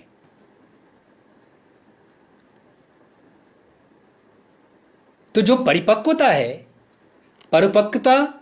उस परिवर्तन की तरफ इंगित करता है कि जो जेनेटिक ब्लूप्रिंट से गवर्न हो रहा है,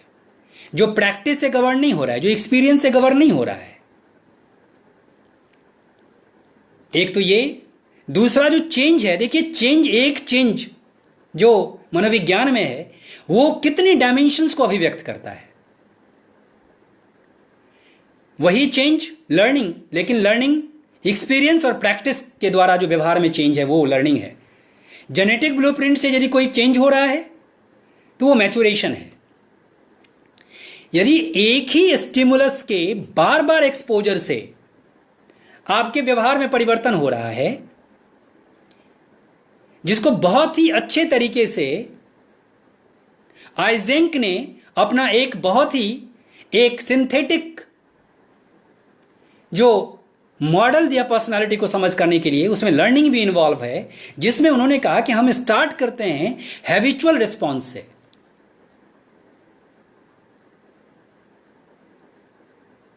और हम जब स्पेसिफिक रिस्पॉन्स से कोई किसी भी पर्टिकुलर कोई स्टिमुलस है, उस स्टिमुलस से रिएक्ट करना, ये स्पेसिफिक रिस्पॉन्स है। और वही स्पेसिफिक जब रिस्पॉन्स बार बार जब आता है हमारे सामने, तो हमारा हैबिट हो जाता है। और इसलिए कहते हैं कि हैबिट नेवर डाइज। इसीलिए कहा जाता है कि हैबिट में आप एक एच को माइनस करेंगे फिर भी अ बिट बचा रहता है, और अ बिट में भी ए को माइनस करेंगे, डिडक्ट करेंगे, तब भी बिट बचा रहता है, बीआईटी बचा रहता है, बिट टुकड़ा अभी भी बचा हुआ है। और बिट में भी बी को कैंसिल करते हैं फिर भी ये इट बचा हुआ है। तो आप समझिए, इसलिए कहा जाता है कि habit is the second nature of man, habit never dies. तो वो भी एक जो स्टिमुलस है, उसका यदि हम कंटिन्यूसली एक्सपोजर करते हैं तो उस एक्सपोजर से हैबिचुअल रिस्पॉन्स बन जाता है, यानी कि हैबिट भी एक तरह का चेंज है।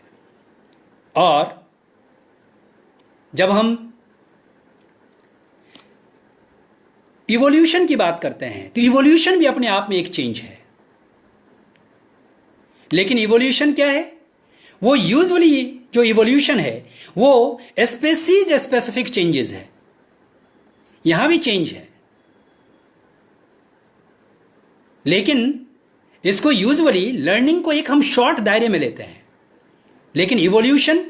जो स्पेसिफिक स्पेसीज स्पेसिफिक, जो नेचुरल सिलेक्शन के आधार पे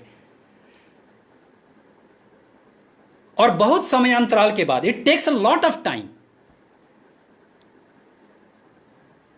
विकासवाद की जो परंपरा है, खास करके जब हम विकासवादी प्रवृत्ति को देखते हैं कि किस तरीके से एक व्यक्ति जब एक सुपर बीइंग में कन्वर्ट कैसे होगा, यह एक इवोल्यूशन है, और इवोल्यूशन ओवरनाइट नहीं होता है। तो इवोल्यूशन भी अपने आप में एक चेंज है, लेकिन ये स्पेसीज स्पेसिफिक है, जो कि over the period of time पे, और इसके लिए मिलियंस ईयर्स लगते हैं कोई एक खास पर्टिकुलर चेंज होने में। तो ये भी एक चेंज है, और हम चेंज में हम ग्रोथ और डेवलपमेंट, इन दोनों में भी हम चेंज देखते हैं। ग्रोथ हम जानते हैं कि एक ऐसा जो परिमाणात्मक परिवर्तन है हमारे बिहेवियर में, हमारे वजन का बढ़ जाना, दांतों का उग जाना, हमारे मांस में परिवर्तन होना, हमारे बोन का बढ़ना, हमारे बोन में मजबूती आना, मसल्स का बहुत ही ऑर्गेनाइज्ड हो जाना, ये सब क्वांटिटेटिव चेंजेस हैं जिनको हम ग्रोथ कहते हैं। ये भी एक चेंज है। और जब हम डेवलपमेंट की बात करते हैं तो हम कहते हैं कि केवल हाथ होने से काम नहीं चलेगा। हाथ का काम जो काम है, यानी कि उसके साथ जो उसका क्वालिटेटिव फीचर्स है, उसमें भी चेंज होना चाहिए। मस्तिष्क है तो मस्तिष्क का कार्य भी है, हाथ है तो हाथ का अपना कार्य भी है, ये आइज है तो आइज के अपने कार्य हैं। यानी कि केवल और केवल स्ट्रक्चर हो और फंक्शन ना हो तो आप इमेजिन कीजिए कि फिर कोई मतलब नहीं है। फिर हम उसको कहते हैं ये अपेंडिक्स है, और उसी से अपेंडिसाइटिस बना हुआ है।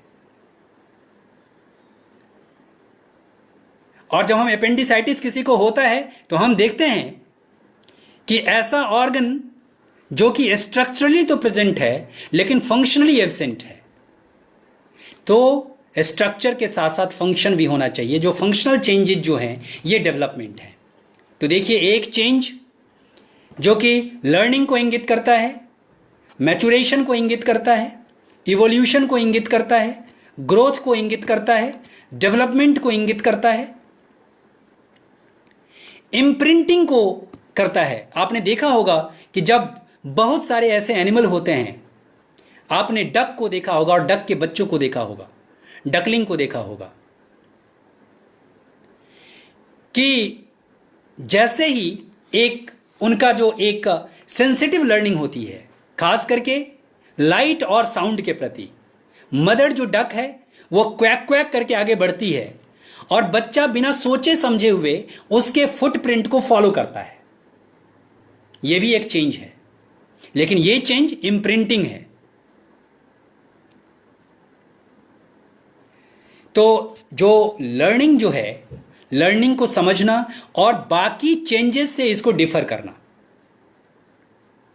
तब आप समझेंगे कि लर्निंग में कौन सा इंडिपेंडेंट वेरिएबल है, कौन सा डिपेंडेंट वेरिएबल है और कौन सा इंटरवीनिंग वेरिएबल है। क्योंकि लर्निंग अपने आप में एक, जब आप इसे प्रभाव मानेंगे, जब आप एज ए इफेक्ट के रूप में इसका स्टडी करेंगे, तो इस इफेक्ट वेरिएबल को स्टडी करने के लिए, डिपेंडेंट वेरिएबल को स्टडी करने के लिए बहुत सारे डिपेंडेंट वेरिएबल, जिसको हम आश्रित चर कहते हैं, जिसको प्रभाव चर कहते हैं, जिसको हम रेस्पॉन्स वेरिएबल कहते हैं, आप बहुत तरीके से आपको यह समझना पड़ेगा कि इसके इंडिपेंडेंट वेरिएबल कौन है, इनके स्वतंत्र चर कौन हैं, लर्निंग को कौन कौन प्रभावित करने वाले कारक हैं। और एज ए टीचर जब आप लर्निंग को प्रभावित करने वाले कारक को वाकई केवल किताब में नहीं कि थॉर्नडाइक ने क्या लिखा, बीएफ स्किनर ने क्या लिखा, वाइगॉत्स्की ने क्या लिखा, ज्यां प्याजे ने क्या लिखा, आपको ज्यां प्याजे बनना पड़ेगा अपने क्लासरूम का, आपको अपने क्लासरूम का वाइगॉत्स्की बनना पड़ेगा। आपको अपने क्लासरूम का बुद्धा बनना पड़ेगा। क्यों? क्योंकि आपको अपने तरीके से रीडिफाइन करने की जरूरत पड़ेगी। क्योंकि जहां प्याजे ने जब थियरी दी थी, उसके बैकग्राउंड, उसके लर्नर का बैकग्राउंड तो एंटायरली अलग था। जब वाइगॉत्स्की ने जब कोई थियरी जो डेराइव की थी, अब आप इमेजिन कीजिए कि 1934 और 1899 और 1904, उस समय में सोशो कल्चरल कंटेक्स्ट एंटायरली अलग थे। तो आपको खुद अपने क्लास का वाइगॉत्स्की बनना पड़ेगा। आपको अपने क्लासरूम का खुद ही वॉटसन बनना पड़ेगा।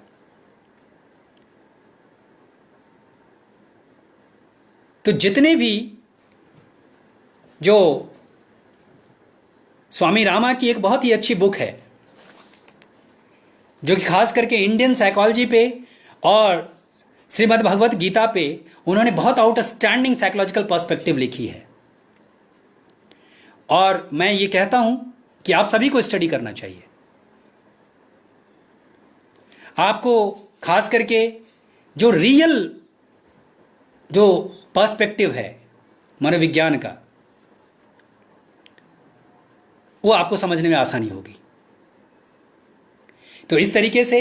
जो लर्निंग का जो पर्सपेक्टिव है, ये हमें समझना हमारे लिए बहुत आवश्यक है। और जो खास करके अब हम ये समझने की कोशिश करें कि लर्निंग को हमने समझा, अब हमें हमारे लिए बहुत इंपॉर्टेंट समझना है कि हम थियरी किसको कहते हैं। तो किसी भी फेनोमेना को डिस्क्राइब करना, एक्सप्लेन करना, और वो भी उसके साइंटिफिक फ्रेमवर्क में, वैज्ञानिक फ्रेमवर्क में, साइंटिफिक फ्रेमवर्क में किसी भी फेनोमेना को, किसी भी घटना को, चाहे वो नेचुरल फेनोमेना हो या सोशल फेनोमेना हो या फिजिकल फेनोमेना हो, भौतिक घटना हो या वो कोई व्यवहारपरक घटना हो या किसी भी तरह का फेनोमेना हो, हमारे लिए बहुत इंपॉर्टेंट है कि हम ये समझें कि थियरी क्या है। तो थियरी का मतलब a systematic way of describing and analysing similarities, regularities in the way events अकर। कोई भी घटना किस तरीके से घटित होती है, उनके क्या क्या फैक्टर्स हैं, उनमें कौन कौन से लॉज ऑपरेट हो रहे हैं, यही थियरी है। और जब हम ये कहते हैं लर्निंग के संदर्भ में कि लर्निंग क्या है, लर्निंग क्यों होता है, लर्निंग हम किसे कहते हैं, लर्निंग के लिए कौन कौन से फैक्टर्स रिस्पॉन्सिबल हैं, यानी कि लर्निंग जो एक फेनोमेना है, उस फेनोमेना को एक्सप्लेन करना, डिस्क्राइब करना, एनालाइज करना ही लर्निंग थियरी है। तो अभी तक लर्निंग थियरीज को जब आप समझने की कोशिश करेंगे तो लर्निंग थियरीज को डिफरेंट एंगल से, डिफरेंट पर्सपेक्टिव से, हमने मनोविज्ञान के बहुत सारे पर्सपेक्टिव्स आपको बताए,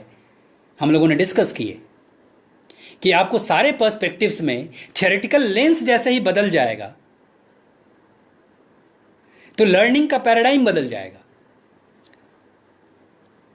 बिहेवियरिस्टिक पैराडाइम बिल्कुल अलग हो जाएगा, ह्यूमनिस्टिक पैराडाइम बिल्कुल अलग हो जाएगा, व्यवहारवादी पैराडाइम बिल्कुल अलग होगा, ह्यूमनिस्टिक पैराडाइम बिल्कुल अलग हो जाएगा, साइको एनालिटिक पैराडाइम अलग हो जाएगा, कॉग्निटिव पैराडाइम अलग हो जाएगा, कंस्ट्रक्टिविस्ट पैराडाइम बिल्कुल अलग हो जाएगा। इस तरीके से एज ए रिसर्चर, चाहे आप किसी भी लेवल पे क्यों ना हो, हमारे लिए बहुत इंपॉर्टेंट ये है कि हम ये समझें कि किस तरीके से हमारे लिए ये एस्पेक्ट ये है कि हम इसको समझें। और जब लर्निंग को जब हम देखते हैं, कि जब हम डिफाइन करते हैं, उनको थियरी के पर्सपेक्टिव में जब देखते हैं, तो आपने जब देखा होगा तो स्टार्टिंग के जितने भी जो मनोवैज्ञानिक रहे हैं लर्निंग को डिफाइन करने में, तो चाहे वो कनेक्शनिस्ट क्यों ना रहे हों,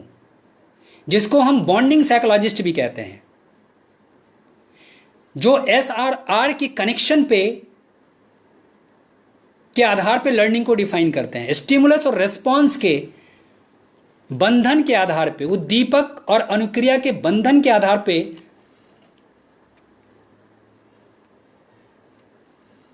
लर्निंग को डिफाइन करते हैं। तो हमारे लिए बहुत इंपॉर्टेंट ये है कि हम सारे, जब हम इवोल्यूशन की बात करेंगे तो इवोल्यूशन में हम कहाँ से ये ओरिजिन हुआ और ये कहाँ तक पहुँचा है, कैसे कैसे चेंजेस हुए हैं और वो चेंजेस क्यों हुए हैं, क्या कोई तीसरे डिसिप्लिन का इमरजेंस हुआ, क्या मनोविज्ञान का सबसे इंपॉर्टेंट वेरिएबल लर्निंग, लेकिन जब मैथमेटिक्स ने मदद की लर्निंग को समझने में तो हल का एक डिडक्टिव मॉडल आ गया।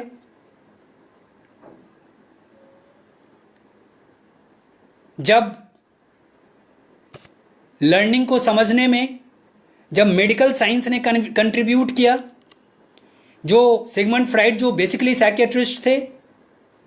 तो उन्होंने एक नए आयाम को डिफाइन कर दिया। तो जैसे जैसे आप देखेंगे कि ज्याप्याजे एक बेसिकली जूलॉजिस्ट थे, इवान पावलोव बेसिकली एक फिजियोलॉजिस्ट थे, शरीर क्रिया विज्ञानी थे, ज्याप्याजे बेसिकली एक जंतु वैज्ञानिक थे। लेकिन जब उनकी ट्रेनिंग, जब साइमन और बीने के साथ जब इंटेलिजेंस टेस्ट डेवलपमेंट के दरमियान जब इंटरेक्शन होता है, तब उनको कॉग्निशन और लर्निंग का डेफिनेशन एंटायरली अलग हो जाता है। इसका मतलब क्या है कि जो थियरिस्ट हैं, सबसे पहले एज ए लर्नर हमें यह देखना चाहिए कि उनका पूर्व का थियोरेटिकल बैकग्राउंड क्या रहा है, उनकी डिसिप्लिनरी ट्रेनिंग कैसे हुई है।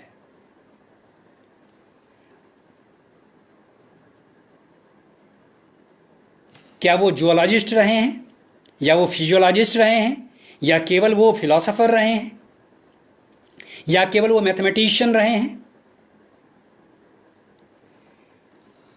तो उनका जो अनुशासनिक जो पृष्ठभूमि रही है, उस पृष्ठभूमि ने लर्निंग थ्योरी को डिफाइन करने में नए नए मॉडल दिए। तो इसीलिए हमारे लिए जो खास करके जो इम्पॉर्टेंट है, जिसमें हम बिहेवियरिस्ट की बात करते हैं, जो कि बिहेवियरिस्ट मॉडल जो अब खास करके एक ऑलमोस्ट रिफ्यूटेड मॉडल है,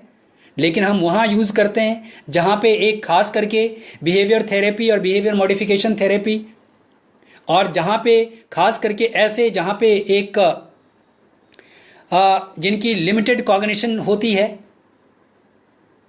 हम वहाँ यूज़ करते हैं उसे। लेकिन जो हायर ऑर्डर की जो लर्निंग है, वो बिहेवियरिस्ट के मॉडल पे हम डिफाइन नहीं कर सकते।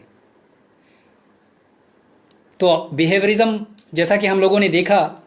जैसे हम लोगों ने इंटरैक्ट किया, कि बिहेवियरिज्म का मतलब ही था कि ऐसा व्यवहार जो कि कंप्लीटली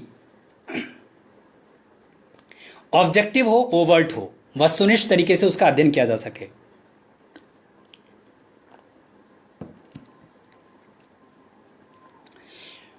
क्योंकि मुझे लग रहा है कि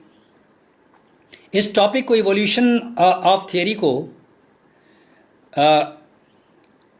आगे बढ़ने के लिए डेफिनेटली, क्योंकि लर्नर का उस साइड का बैकग्राउंड क्या है, कितने वो फटीग फील कर रहे हैं,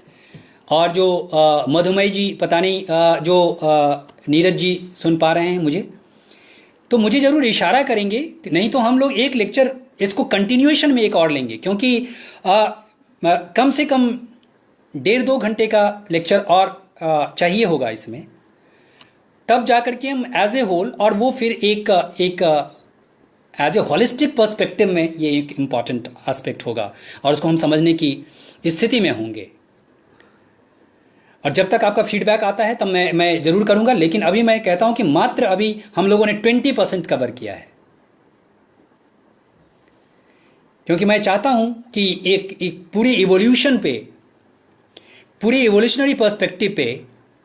डेफिनेटली हम इस पे स्टडी करेंगे और इसको हम डेफिनेटली पार्ट 1 पार्ट 2 में हम इसको देखने की कोशिश करेंगे, क्योंकि मुझे ये भी लग रहा है कि क्योंकि जो हमारे ऑडियंस हैं, ऑडियंस की भी अपनी एक लिमिटेशन है। तो मैं 15 मिनट 20 मिनट और मैं कंटिन्यू करूँगा और जब भी होगा तो मैं फिर इसको नेक्स्ट कल या जो भी टाइम अवेलेबल हो, टाइम क्योंकि टाइम स्लॉट काफ़ी वो है, उसमें हम लोग कोशिश करेंगे। तो जो बिहेवियरिस्ट का जो है, जिसमें चाहे वो पावलोव हो, यदि देखा जाए, चाहे स्किनर हो, चाहे वॉटसन हो, चाहे जितने भी, चाहे हल हो, इन सभी ने एक एंटायरली एक ऐसे मॉडल को डेवलप करने की कोशिश की कि जिसको लैब में वेरीफाई किया जा सके, जिसको ऑब्जेक्टिवली ऑब्जर्व किया जा सके और ऑब्जेक्टिवली जिसको वस्तुनिष्ठ तरीके से जिसका अवलोकन किया जा सके, जिसको वेरीफाई किया जा सके। इस तरीके से इन्होंने, बिहेवियरिज्म ने इसको स्टार्ट करने की कोशिश की, समझने की कोशिश की, जिसमें खास करके हम लोग आगे देखेंगे कि पावलोव, बीएफ स्किनर, हल, इवन की जो कनेक्शनिस्ट और बिहेवियरिस्ट का फाउंडेशन प्रायः मिलता जुलता है, कि जहाँ पे जिनको बॉन्ड साइकोलॉजिस्ट भी, जिसको कभी कभी हम फंक्शनलिज्म में भी रखते हैं और व्यवहारवाद में भी, जहाँ पे एस और आर कनेक्शन के रूप में हम रखने की कोशिश करते हैं, थॉर्नडाइक और ये सब जितने जो साइकोलॉजिस्ट हैं, उन साइकोलॉजिस्ट को हम एक इस तरीके से लर्निंग को समझने की कोशिश करते हैं कि ऑब्जेक्टिवली जिसको ऑब्जर्वेबल, मेजरेबल, मॉडिफाइबल,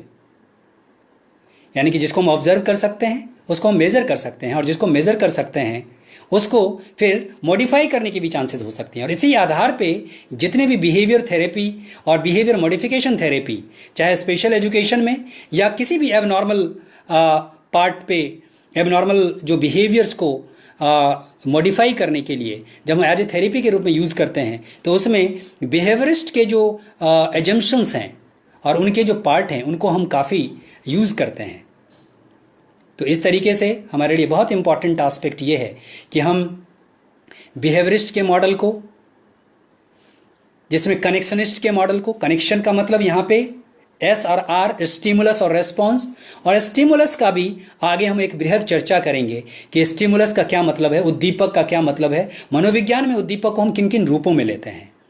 क्योंकि जब खास करके जब हमारे स्टूडेंट को बहुत ही कन्फ्यूज़न होता है डेफिनेटली, कि जब हम इस तरीके से उद्दीपक और उद्दीपक के प्रकार की बात करते हैं, और उद्दीपक के प्रकार को जब तक वो नहीं समझ में उनको आता है, तब तक वो, जब उनके पास कुछ ऑप्शन सिलेक्शन और रिजेक्शन के होते हैं किसी भी पब्लिक एग्जामिनेशन में, तो उनके लिए बहुत ही डिफ़िकल्ट प्रॉब्लम होती है। तो हम उद्दीपक, रिस्पॉन्स और इसके बीच का जो रिलेशनशिप है, जिसको हम बॉन्डिंग कहते हैं, जिसको हम कनेक्शन कहते हैं, तो कनेक्शनिज्म, और कनेक्शनिज्म जो है बहुत ही इंपॉर्टेंट रोल प्ले किया है लर्निंग थियरी में। कभी आर एस के फॉर्म में, कभी एस एस के फॉर्म में, कभी उद्दीपक उद्दीपक के फॉर्म में, कभी उद्दीपक अनुक्रिया के फॉर्म में, और कभी अनुक्रिया उद्दीपक के फॉर्म में। ये सभी को गौर कीजिए कि कभी उद्दीपक उद्दीपक यानी कि एस एस, कभी एस आर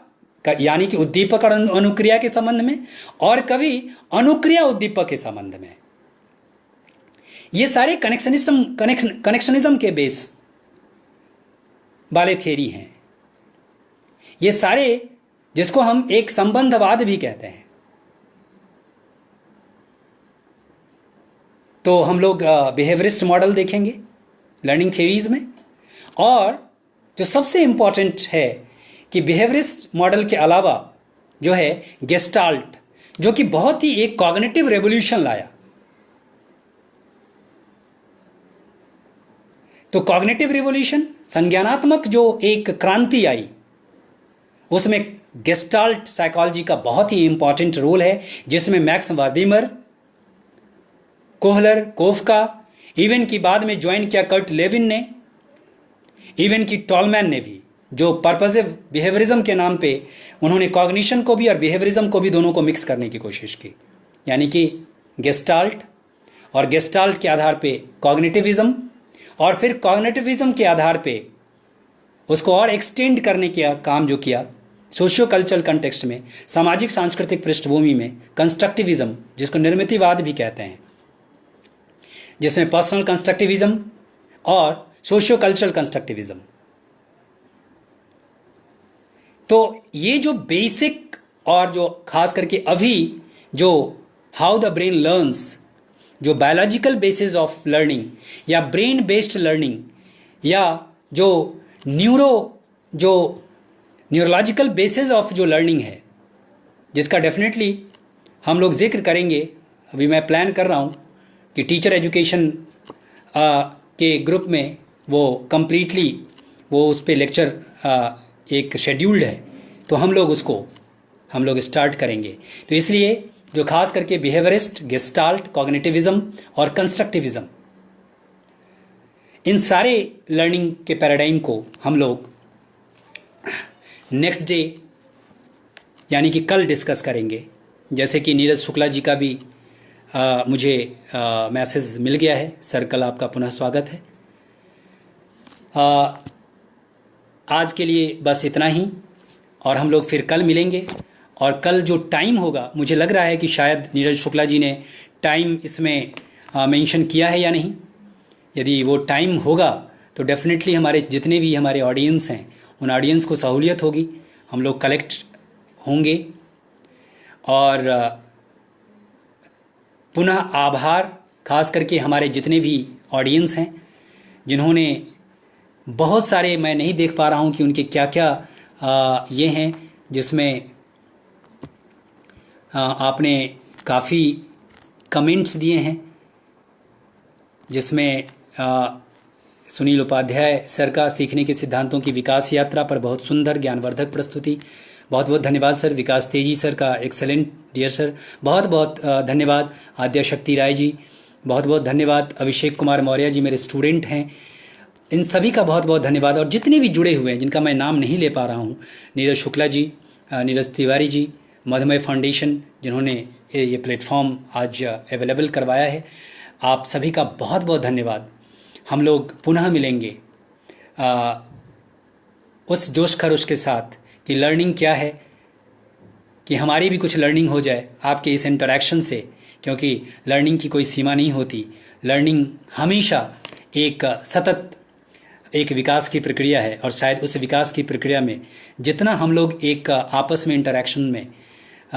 के माध्यम से हम समझ लें, तो शायद लर्निंग के लिए, लर्निंग को समझने के लिए, लर्निंग को एक नई दिशा देने के लिए हम एक नई विकास यात्रा शुरू करेंगे, और हम अपने क्लासरूम की जो कंडीशन है, उस कंडीशन को हम बेहतर करेंगे। Thank you very much.